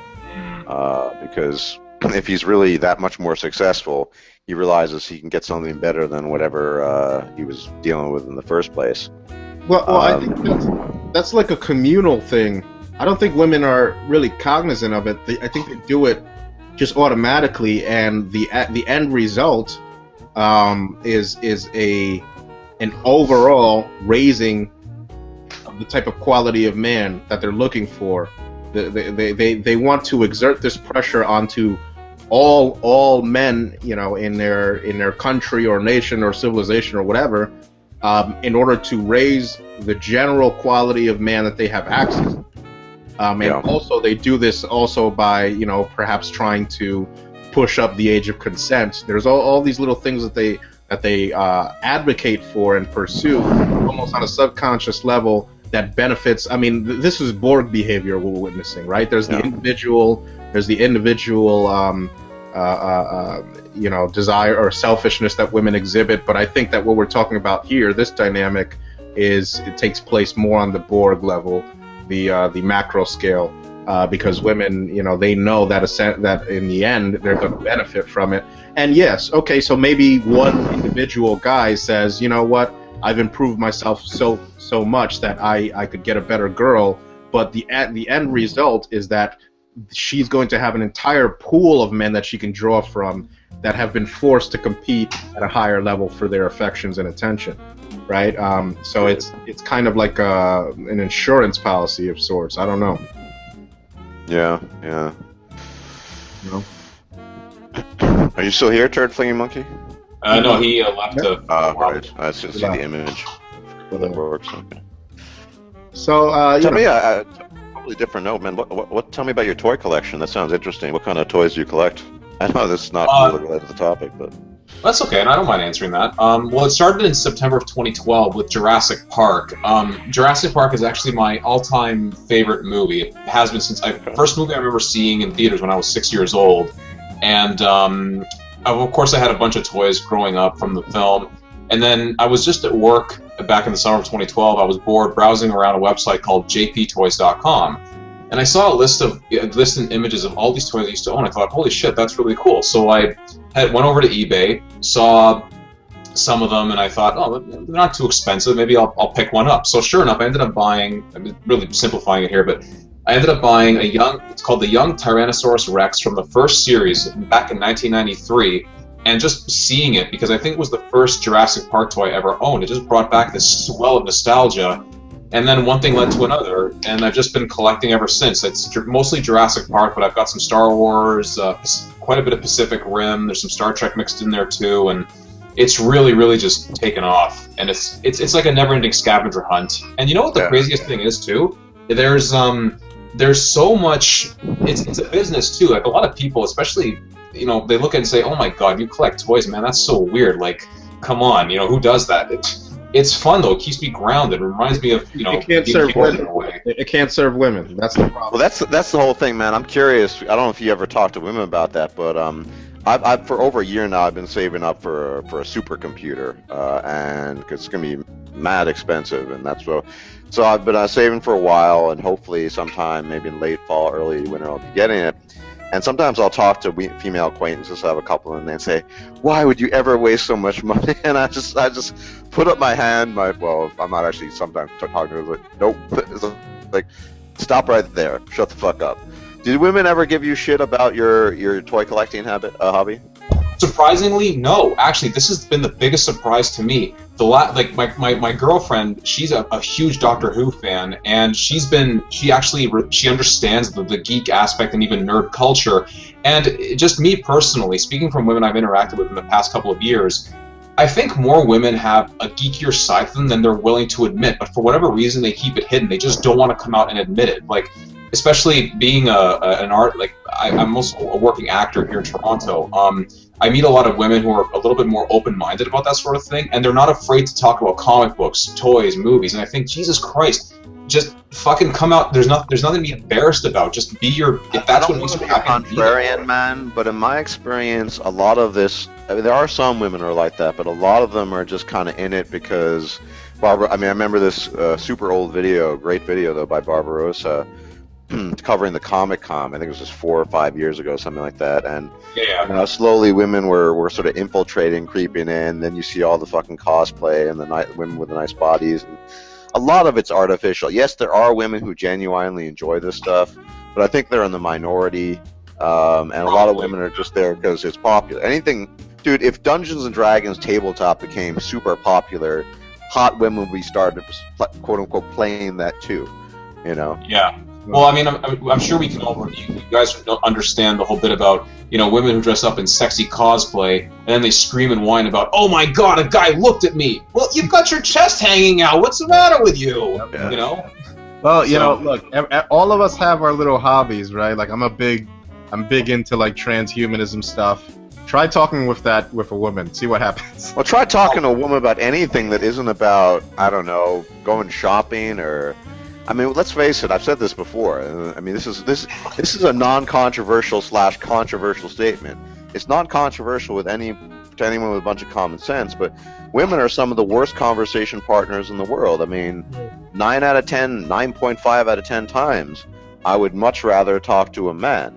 And then what you have, like I said, as Barbarossa famously said in his post-feminism man video. Ass and tits and high heels and painting up faces that make them look like clowns. I mean, what else do most women bring to the table? Well, you raise a good point because Doom was talking about his toy collection, right? And sure, I'm glad that there are a lot of women that don't have a problem with that. But we all know what the general trend would be, and most women would call it geeky or dorky or whatever, right? Yeah. Of course, I find that stuff cool, so I'm not, don't take that the wrong way, Doom. But it's the nerve of them to like look at men's hobbies if they involve toys or I don't know, like railroad, fucking sets or train sets or whatever. And then you go see you go see what they fucking shop for on their fucking spare time. Yeah. Stupid ass trinkets at fucking Bed Bath and Beyond. Like useless crap, junk that is like that doesn't even exist more than a fucking month. Like candles, fucking just ridiculous. Dumb compare that to a supercomputer that's going to give you at least 2 years of perfect mileage. Yeah, run everything at 1080, maybe 144 FPS. I mean, you'll get criticized for playing a video game. A video game you can interact with. I can't interact with a candle. I can't interact with a. You can mod it. You can try to create different characters. There's depending on the game. There's so many possibilities. There's a story that can really suck you in. I mean, a pair of high heels. They get bored with them anyway, and they fucking throw them out 2 months later. This conversation reminds me of a comic I saw on Facebook not too long ago. It's a man and a woman in bed, and they're cuddling, and he says, "Oh, are you in the mood tonight?" And she says, "Well, no, not really. You just spent the last 2 hours playing, what was it, World of Warcraft or something." And the next panel, he's getting out of bed, and he says, "Okay, well then in that case," and then she immediately reacts, "Oh no, wait a second." And then the last panel, they're cuddling, and she's got this frown on her face, and there's a thought bubble that says, "God damn it, not again." Well, do you mind me asking? You said you have a wife. Stardust thing's wife, a girlfriend. What is her view? What are her views on MGTOW and stuff? Well, let me start off by saying she's been to a few cafe events with me. She's even met Karen Strawn. Certainly, when we first met, she did raise the wage gap and all that sort of thing. But for whatever reason, she's more open-minded to it, and she's even recognized that women can be destructive. Women can be really crazy. Like for example, we're on the same page when it comes to marriage and children. And when I brought up the topic of marriage in the past, she said no. She herself has personally said no. A lot of women are just looking for men to take care of them, and it's encouraging. Certainly, I don't know if she knows about MGTOW. Certainly, she's seen some of my videos, But the videos that she has seen, she said, no, what you're saying makes sense. So that's the upside. Right. I'm a bit confused. I mean, I'm going to sound like I'm not really too familiar with you, Dooms. I mean, I hope that that's cool with you. Are you an MRA or what? I mean, I don't really know anything about you. I'm sorry. It's quite all right. I know you're a busy guy, but no, I started off as an MRA. Certainly, my first exposure to the manosphere was Karen Strawn's, feminism and the disposable male. And the more I explored it, the more this is interesting. I'd like to learn more about it because all my life, especially through my teenage years, I had sneaking suspicions about the way men and women interact, and it seemed like there was a bit of an unfair balance there. Like the first time I learned about how crazy feminism really can be, I think was in a philosophy class I took in grade 11, where my teacher, who was a male, was talking about how he had a rad femme professor back in university, and she said the English language is patriarchal, with history is really his story, and she spelled woman with a Y and all that sort of thing. And then I had another teacher, a woman they who actually taught that shit. Well, no, he just brought it up as an example of what happened to him when he was in school. Okay. But I took a class called World Issues as well, where on International Women's Day, which I didn't even know was a thing until then, she made all the boys sit on the floor, and she brought up, said, this is what happens to women in Africa, and this, that, whatever. And I thought, okay, that's fine and all, but for fuck's sakes, you're a teacher. You're supposed to be neutral. What are you doing bringing this shit into the classroom? Like, that's a no-no as far as I'm concerned. But anyway, I became an MRA, became involved with ABFM and so on and so forth. But when I realized how resistant people were to the idea of men's issues and presenting them, I started sharing it on Facebook and whatnot. And I realized how many people were so like, oh my God, you really just hate women. Of course, they all came out of the woodwork. Some people didn't want to associate with them. I thought, okay, whatever, fuck you. I don't need you. It's not the end of the world.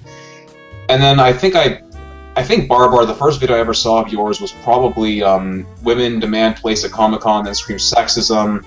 Stardusk, you'll have to forgive me. I think the first video I saw of yours was Why I Go My Own Way. And then I heard about MGTOW. I thought, this is interesting. What's this all about? And then the more I explored that, and I realized how much more intellectual it was as opposed to just being an MRA.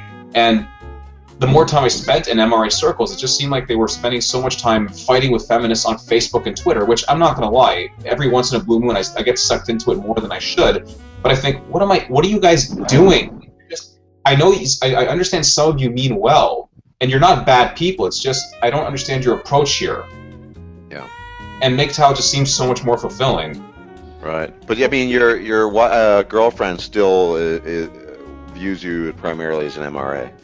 No, she doesn't. You know what? She doesn't. She just sees me as, okay, you're a guy who has your beliefs, and it's not affecting our relationship. It's not affecting the way you treat other people. So whatever, believe whatever you want. Hell, I even come out, and you might find this funny, but I've recently taken up the label of Satanist, as in LaVeyan Satanism, because I like the philosophy of this sort of hyper-individualist, libertarian perspective on life.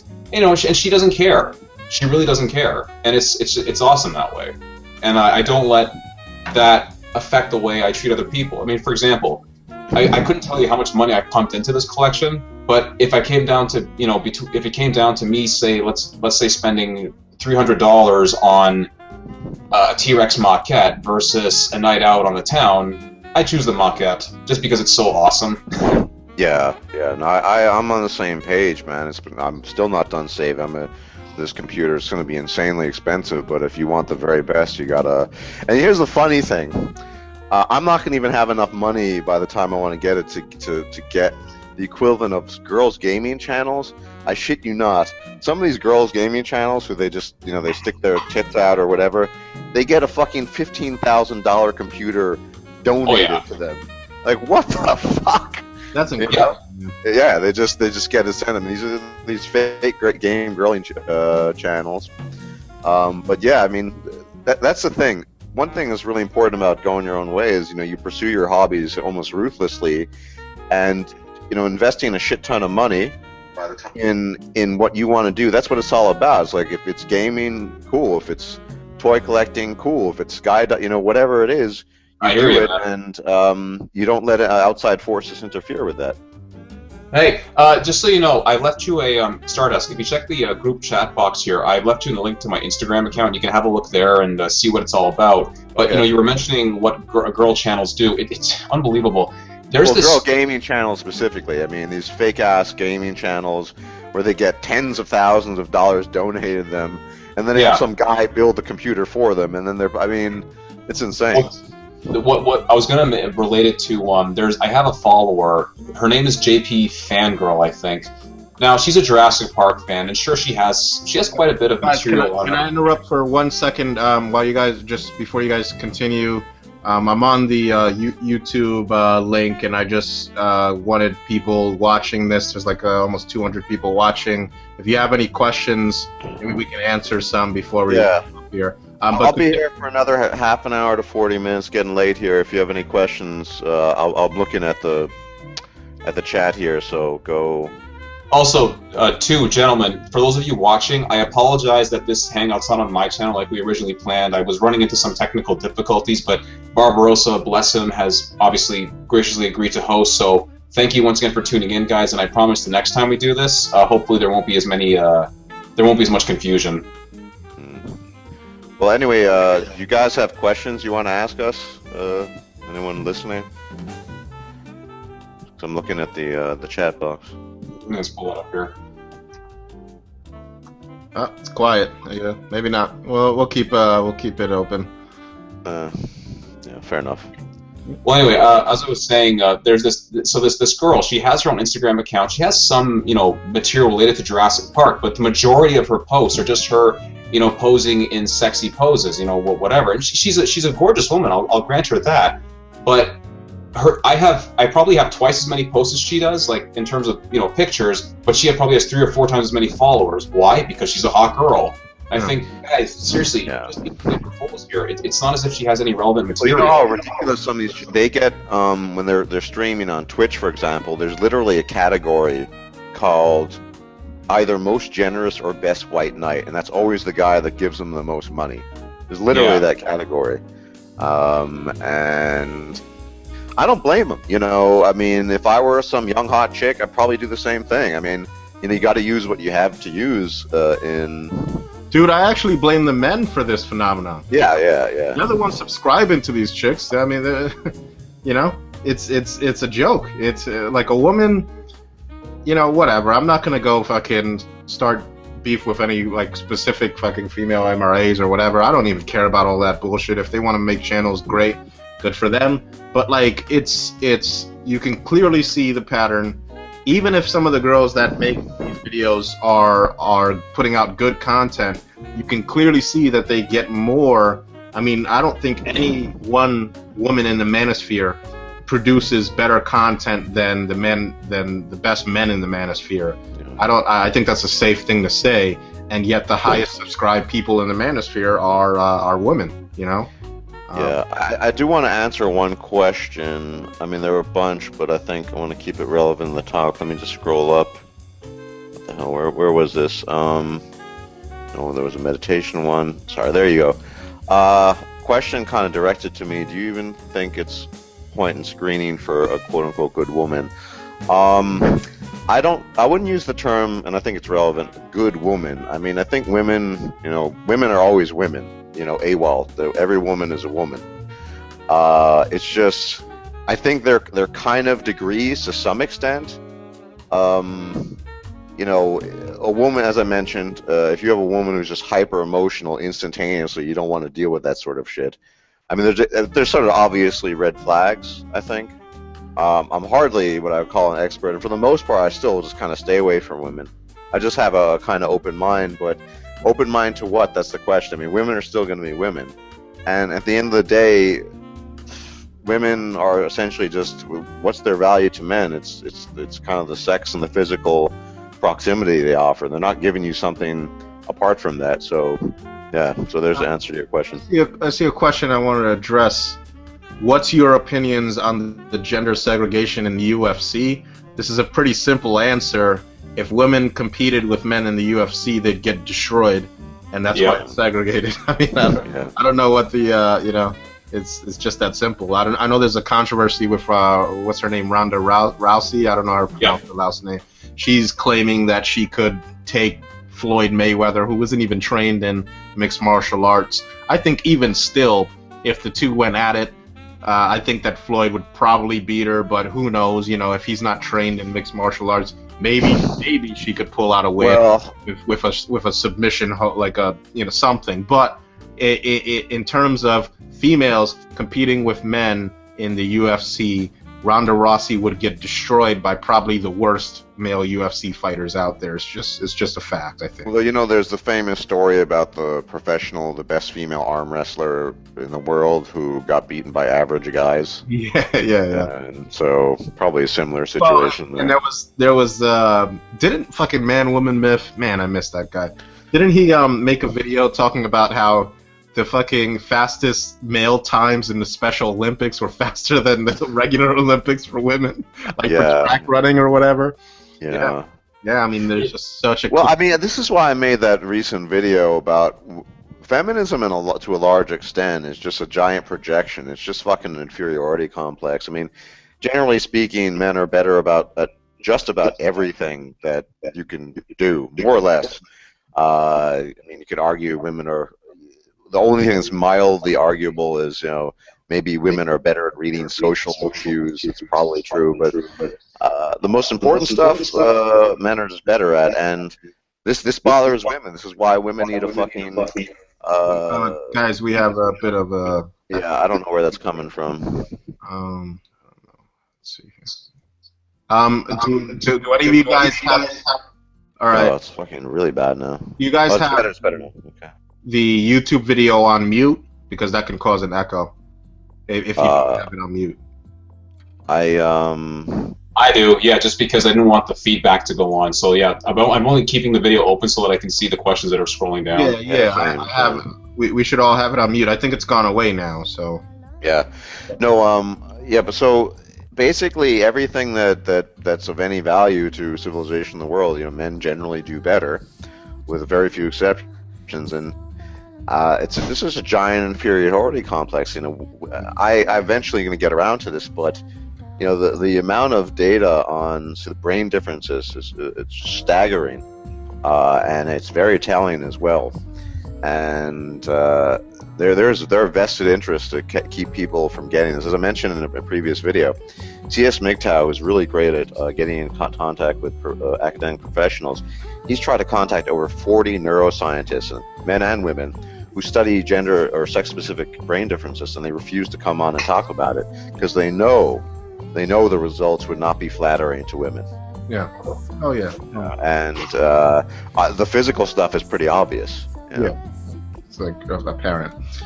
There is a question here that I'd like to address just quickly from Fraser Jeffrey. I'm a 16-year-old MGTOW. Do you have any advice for me? I will say this. If I were your age and I knew then what I know now, certainly, I'm not going to say I would avoid women entirely, but I wouldn't spend my time chasing them. I'd invest in myself and I would have spent more time doing what I really enjoyed doing at that age. Yeah. Well, let's start with the basics. Don't get anybody pregnant. Don't get married. Yeah. Don't get married. Well, the other thing is, at that age, it's very easy to cave into peer pressure, but if you can not do that and just keep on doing what you want, and maybe you'll end up being a quote unquote freak, who fucking cares? In the long run, it's gonna pay off a lot more.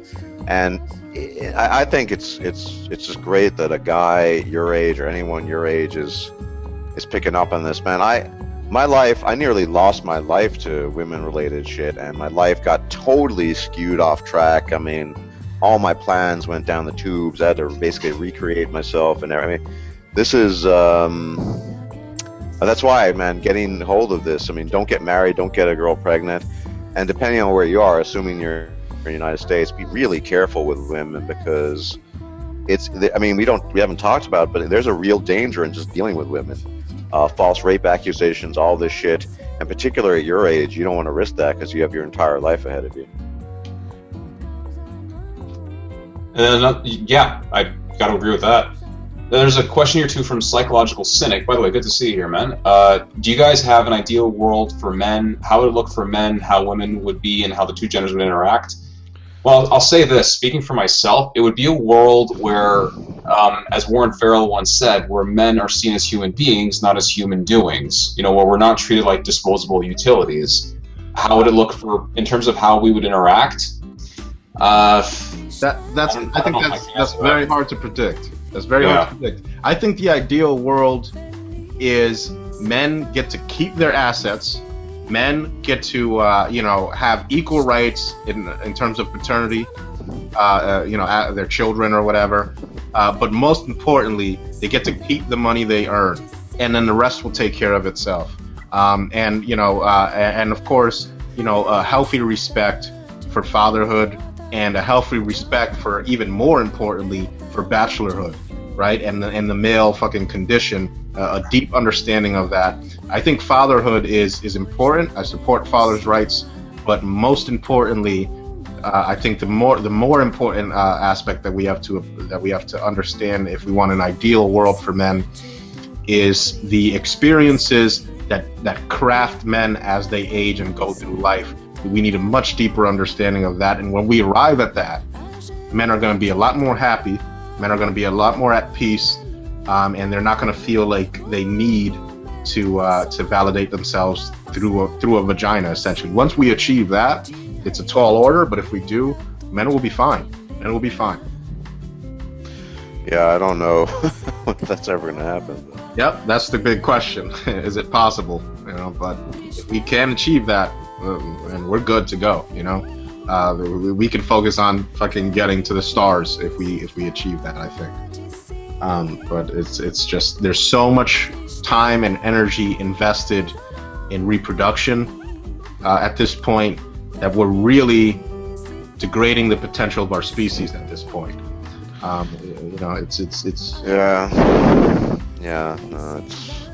I mean, if you think about it on a macro scale, it's pretty depressing. But on the micro scale, we as individuals, we're doing a lot better than we could potentially be doing if we had just gone down the standard get married, blah blah blah, wedded bliss, or hell, actually, and this is my response. I mean, people talk about populating the world. I mean, I don't know why people worry about shit like this. The demographic. You live one life, and that's it. And why the fuck would I care about what's going to be 500 years from now? It's one, and I think we lose sight of that. Men have a deep sense of sort of duty, almost of obligation. Even I do now, and if I make a promise to someone, even if I don't like the person, I might find him or her odious, I feel like I kind of have to keep it. Women tend not. Here's an interesting one, guys. I don't mean to interrupt you, Stardust. Can you still hear me? Social isolation in a conservative society. How do you deal with it? I don't know. Maybe that person can give a little bit more context to the question. Well, it sounds like what they're asking is, how do you go about, going your own way in a society that is already prone to be anti-MGTOW? Yeah. It's Stardusk. Stardust, can you hear us? Oh yeah, sorry. I accidentally hit the off switch on my headset. My bad. Can you hear me? Yep. Yeah. This is actually an interesting question because I've thought about this a lot. In a lot of ways, the chaos that feminism has created has given us cover. In a truly conservative, traditional society, men are just heavily screened and sort of picked up to fulfill their tasks. And men are all about performing duty. We're really kind of good at that, unfortunately. And the chaos that the feminist movement has created, and the women who support it, and just the chaos we're experiencing now, gives us cover. It lets us do what we're doing right now. And a conservative society where you don't have that present, a man who is going his own way is essentially a kind of he's kind of a convict in a way. He's outside of what the expectations, and they're going to home in on him and try to pick him out. So that's a really good question. But what do you do in a conservative society like that? I mean, how conservative? I lived in South Korea for over 2 years, and it's hard to get much more conservative than that. And this is a place where, as part of your job obligations, it's, after work is to get drunk and feel disgusting with your boss after work and go to bed and get no sleep, for example, So I don't really know. I don't know if there's a solution to that. Being in a super conservative society, but on the of note, a lot of societies, as I noticed, are just sort of loosening up. Korea is less conservative than it used to be. So is Japan. United States, you really couldn't call it conservative anymore. I don't know. I think if you're young, at least you can give it some time. And here's one thing you can try. I mean, if you've actually, I've never had to deal with this, but I know guys that actually are from a conservative family or environment, and they say, "So John, why aren't you married?" And then you gotta somehow deal with that shit. And the answer, you can be factual and say, because there's this risk of that and blah blah blah blah, and just be honest about it. But most people don't have an answer to that, and they tend to shut the fuck up if that's the issue that's bothering them. All right, guys, I think we're going to take one more here. What are your thoughts on Hillary Clinton? I think she is a parasite. I think if she ends up winning, then quite frankly, the United States deserves her, because she is going to... Jesus Christ, I don't even want to think about what's going to happen to men in that country. I mean, really, I say that with everything in me. It might be the fucking, the disaster that men need to wake them the fuck up. One can hope. What's that? He said one can hope. I haven't really voted in a super long time. But suffice to say, Stephen Harper seems like a better option than Hillary Clinton. Not saying in your Canadian guy's case, he's great.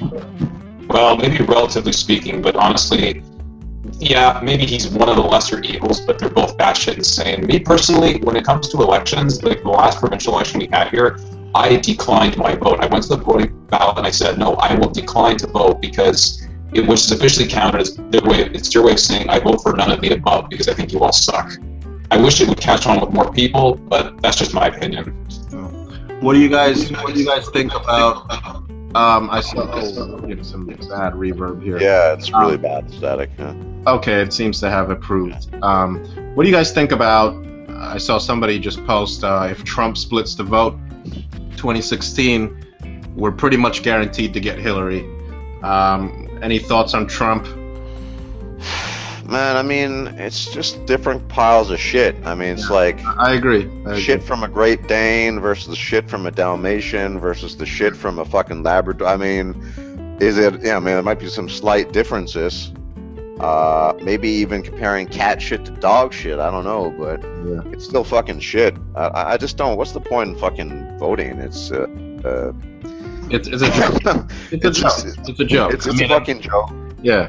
Like, nobody, for example, even I have my hang-ups about people like Rand Paul. He'd probably be a hell of a lot better than Clinton, but even still, these people like Rand Paul just don't stand a chance of getting elected whatsoever. So we're either going to get Trump or Bush or Clinton, and those are all going to be fucking disasters. So Clinton would be the worst, I think. I hate to say it. I'm not partisan to either party, but Clinton would be the worst. I think it's all three of them.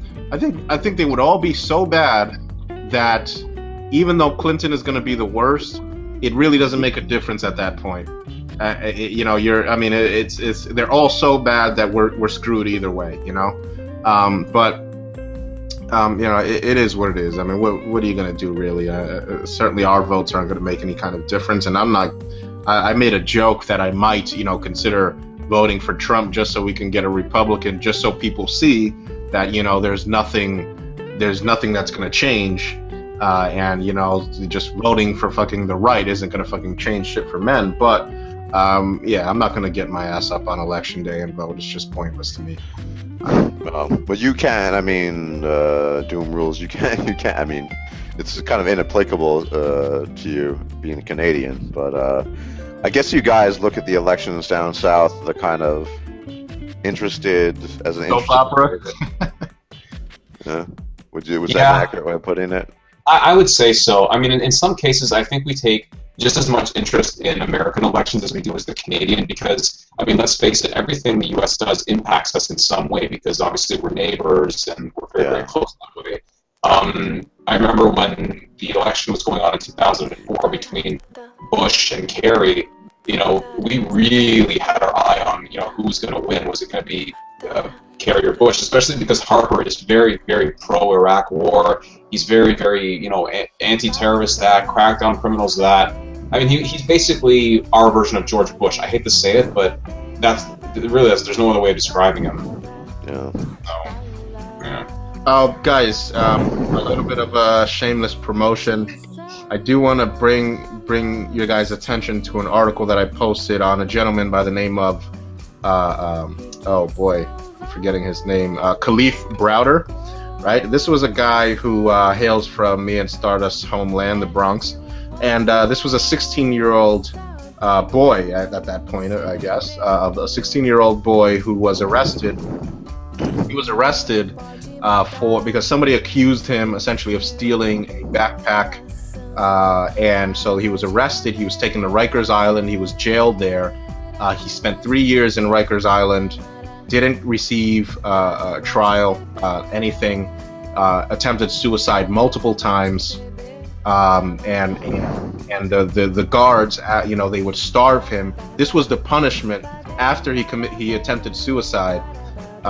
They would punish him by starving him for attempting suicide, even though he made multiple requests for mental health screenings and all of that. I think it's a men's rights issue. I think it's important. There's an article on my site, sheddingoftheego.com, talking about that. And unfortunately, he ended up after he finally got out of jail, and he wasn't convicted of any crime. But it took such a toll on him that he finally did kill himself. I think it's certainly a case that we need to look at, and it's actually pretty sad, but Yeah, I'm actually, I couldn't. I need to talk to my friend again. I mean, I don't know if it's right to do it, but as I said, I talked to a friend of mine who lives in South Korea. Is originally from Wales, and his cousin, the daughter of his late now dead uncle, falsely accused her own father of sexual molestation. And the police were coming for him, and then they found his fucking body hanging from a tree. And and apparently she was celebrating this on Facebook or something, and somehow the mother was complicit. I'm going to try to find out more information about it, because it's just another example of just how horrific. I mean, all you need is an accusation for this sort of thing, and that's it. Your life is kind of over. Yep. Well, I'm gonna put in, guys listening to this, I'm gonna put in the link to that article. I really want you guys to watch the video. He did an interview.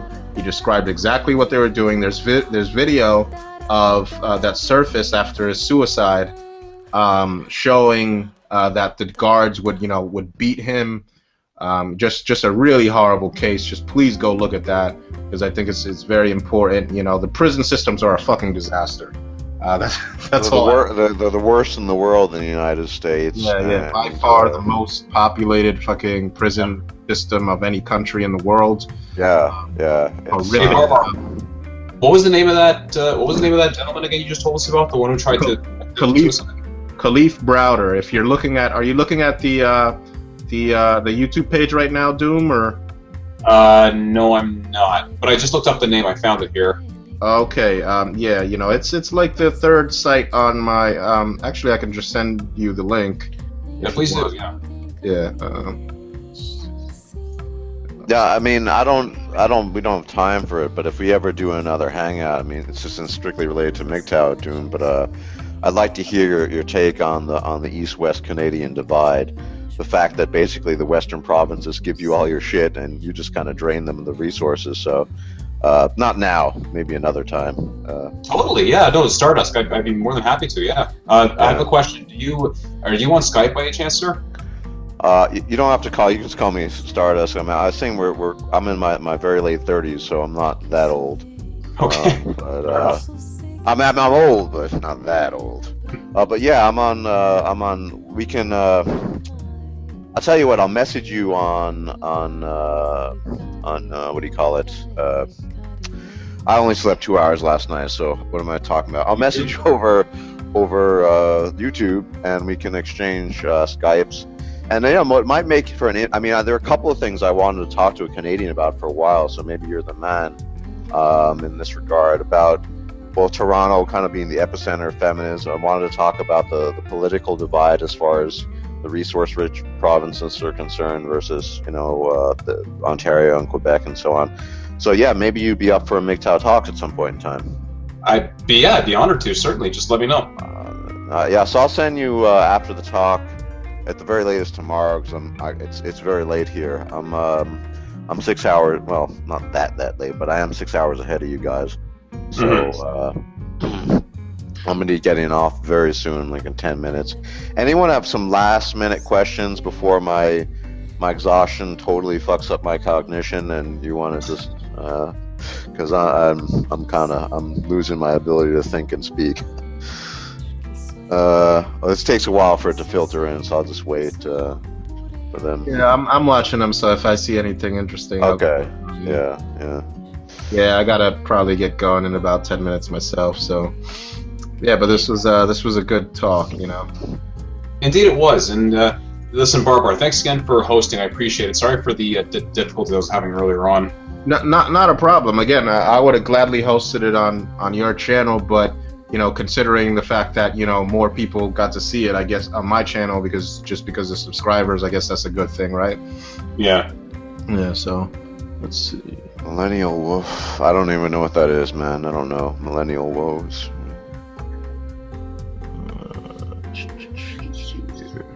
I don't. I'm sorry, Istus, or I don't Hey, there's know. something here. Just quickly, this comment here caught my eye. Veritech Ace says, in response to Budding Hopeful's recent article on shedding of the ego, I've decided to create a MGTOW wiki. What are your thoughts on that? HD failure. I can answer that. I think there are two reasons why MGTOW tends to be Anglophone centered or English centered, and one is that all this shit that's really, really bad, I've talked about this before in videos, tends to be in Canada, the United States, the UK, Australia, etc. I've talked about this with German guys before and Dutch guys. Shit in Europe here is not quite as bad as it is in the States. I mean, a lot of the shit, I use this example, you know, in the United States, you should be worried about going to an elevator alone with a woman. You really should be. You should take the stairs, maybe. Nobody thinks that way in Germany, generally speaking, or in the Netherlands, for example. So I think that's one reason. Now, I'm not going to promise this, but one thing I've been thinking about doing maybe sometime next year is starting up a kind of twin channel, but a German language version of my channel for German speakers to spread the MGTOW ideas and philosophy in Germany. That's not a promise; it's just an idea I have. So yeah, just to answer that question.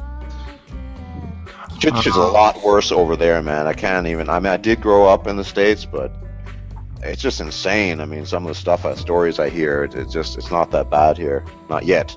Most people theorize, the Europeans I talk to, they theorize that in 10 to 20 years it's going to be just as bad here as it is over there, and even worse over there than it is right now. So. You think that the U.S. can accept uncircumcised men to a greater extent eventually? They're starting to drop, I believe, the rates of circumcision. I don't know. I don't know how significant it is, but it's starting to go down. So hopefully, we'll see. Who knows? I know now they're putting. I guess they're using the foreskin is very rich in fibroblasts, which people are using now in like wrinkle cream for women, which is pretty fucking bizarre, pretty sick to be honest. But hopefully, I don't know, but I certainly hope so. But if it becomes apparent that there are applications towards to be found and implemented by collecting the foreskins of mutilated babies, then probably not. Someone here asked, what is it? Henrik Unit, tips for sharing MGTOW on Facebook. In general, because I do this quite often, share something if you feel it's really, really important. I mean, me personally, I don't try to spam just anything that I think is even remotely related. If it's important, I'll share, especially if it means something to me.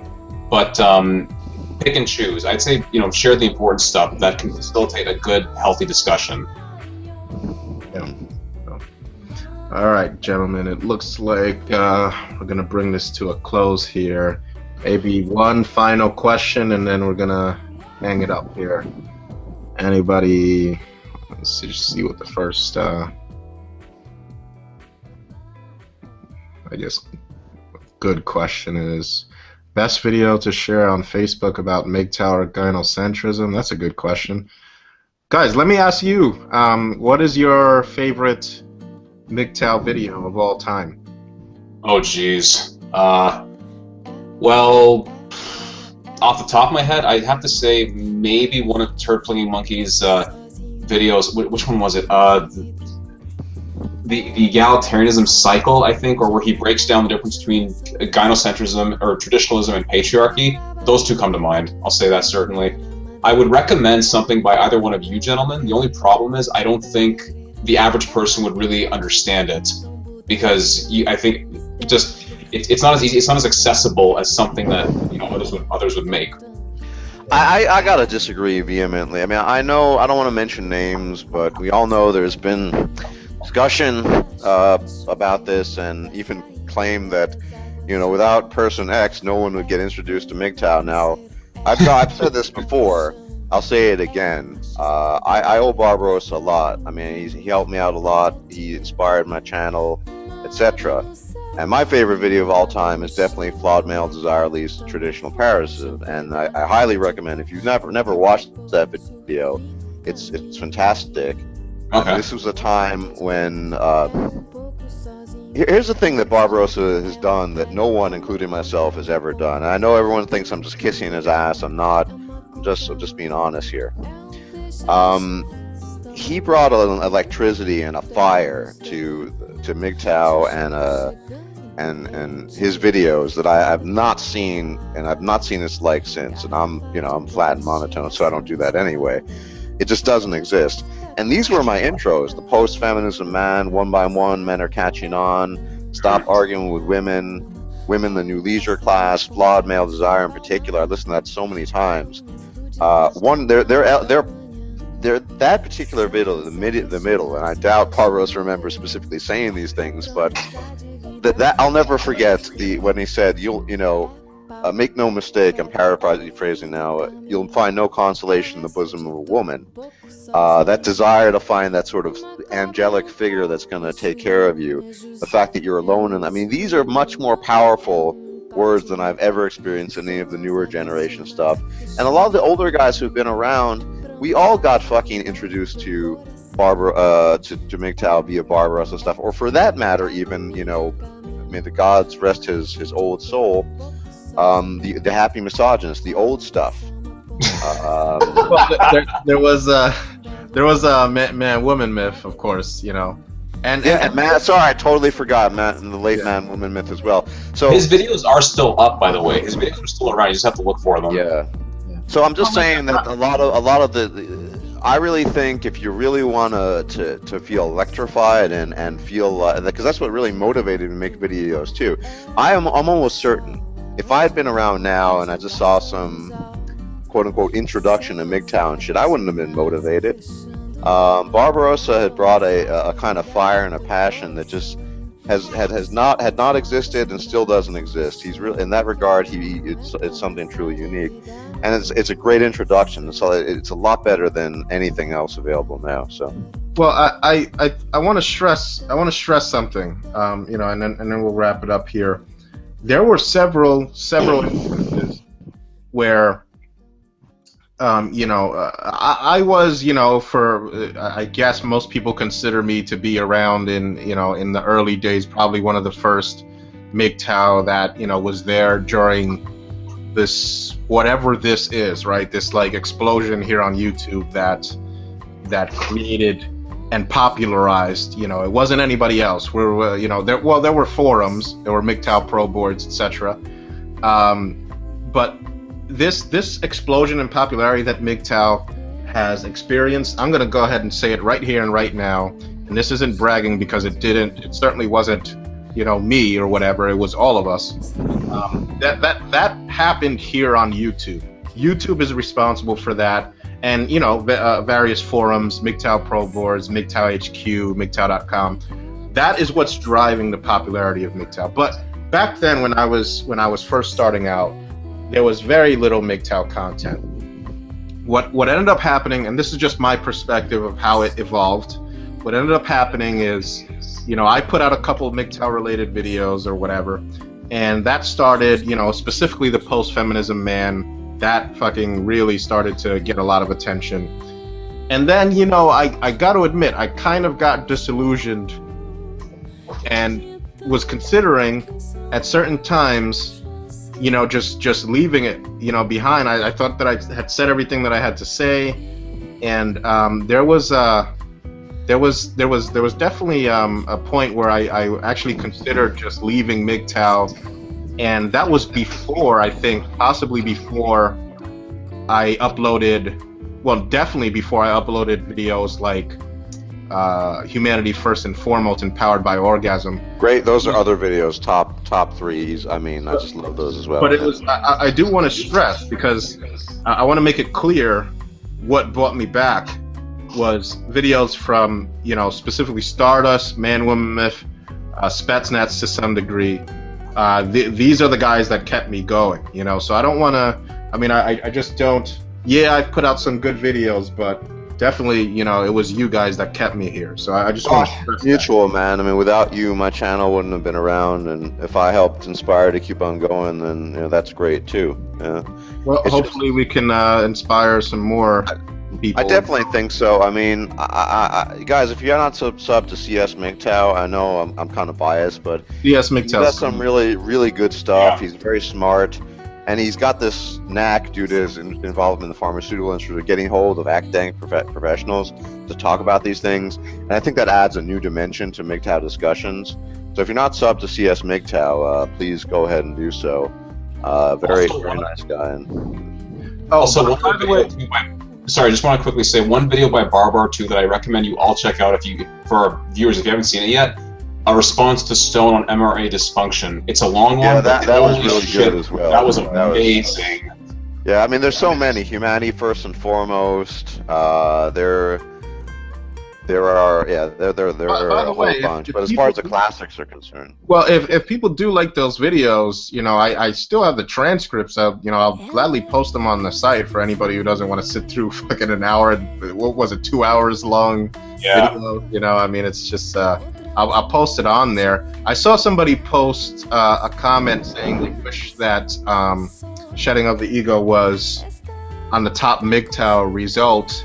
It's getting there. It's getting there. We're on now, before a month ago, my videos weren't even popping up in the Google search results for terms like gynocentrism, terms like MGTOW, but they are now. I think we're on the second or third page for MGTOW. We're on the first page for gynocentrism. Give it time. It's getting there. My Alexa rank has gone from 700,000 to 200,000. It's getting there. It's growing, and you guys have helped that come along. So I just want to express appreciation. And with that, I believe that I'm done here. Unless you guys have anything else to say, we're going to end it. That's it. Thanks. Thanks so much for your time. Really, both of you. Wait. Before it ends, I'm just gonna. You don't have to repeat it, but here you can just add me on Skype right now. I'm sending it to you, Sammy. Oh, by the way, you know what, guys? Why don't we put your channels in there just in case somebody hasn't subscribed to you guys yet? Yeah. Okay. Yeah. Thank you. Hold on. How the fuck? Here, guys. You guys might have to do that on your end because my video is fucking. It's behaving weird. Sure, just give me a sec here. Yeah, Doom. At least Doom, because I doubt that anybody's not subscribed to Stardust at this point, listening to this. But at least Doom, put your, Stardust can if he wants to too. But probably everybody is subscribed at this point that's listening to right now. All right, I just accepted you, Sammy. So, yeah. Yep. But the only request I have when we do a MGTOW talks eventually, Stardust, is just refer to me by my online name, just because I realize my real name's out there, but I was a bit confused too. Doom's because it kept on changing. So Doom, Doom is the way to go. Yep, Doom rules. That's the one. Okay, I'll just call you Doom then. That's easy enough. That's fine. Yeah. This is by the way, this is what we have to do. We have to build. Networks and communities, because the attacks on MGTOW are going to start ramping up. All right, we have to stick together, people. We can't, we can't allow. There's going to be. I'm telling you, I have a knack for predicting these things. If you guys remember my Walt video, Yeah, I remember that. attacks are going to. They're going to start coming out of the woodwork. Just be warned, be advised. All right. With that said, gentlemen, Doom, did you put your channel in there? Yeah, it's in the group chat box, Bar. Okay. All right, excellent. All right, guys, we're gonna end this and fun talk. All right, cool. Yep. Cheers. Thank you.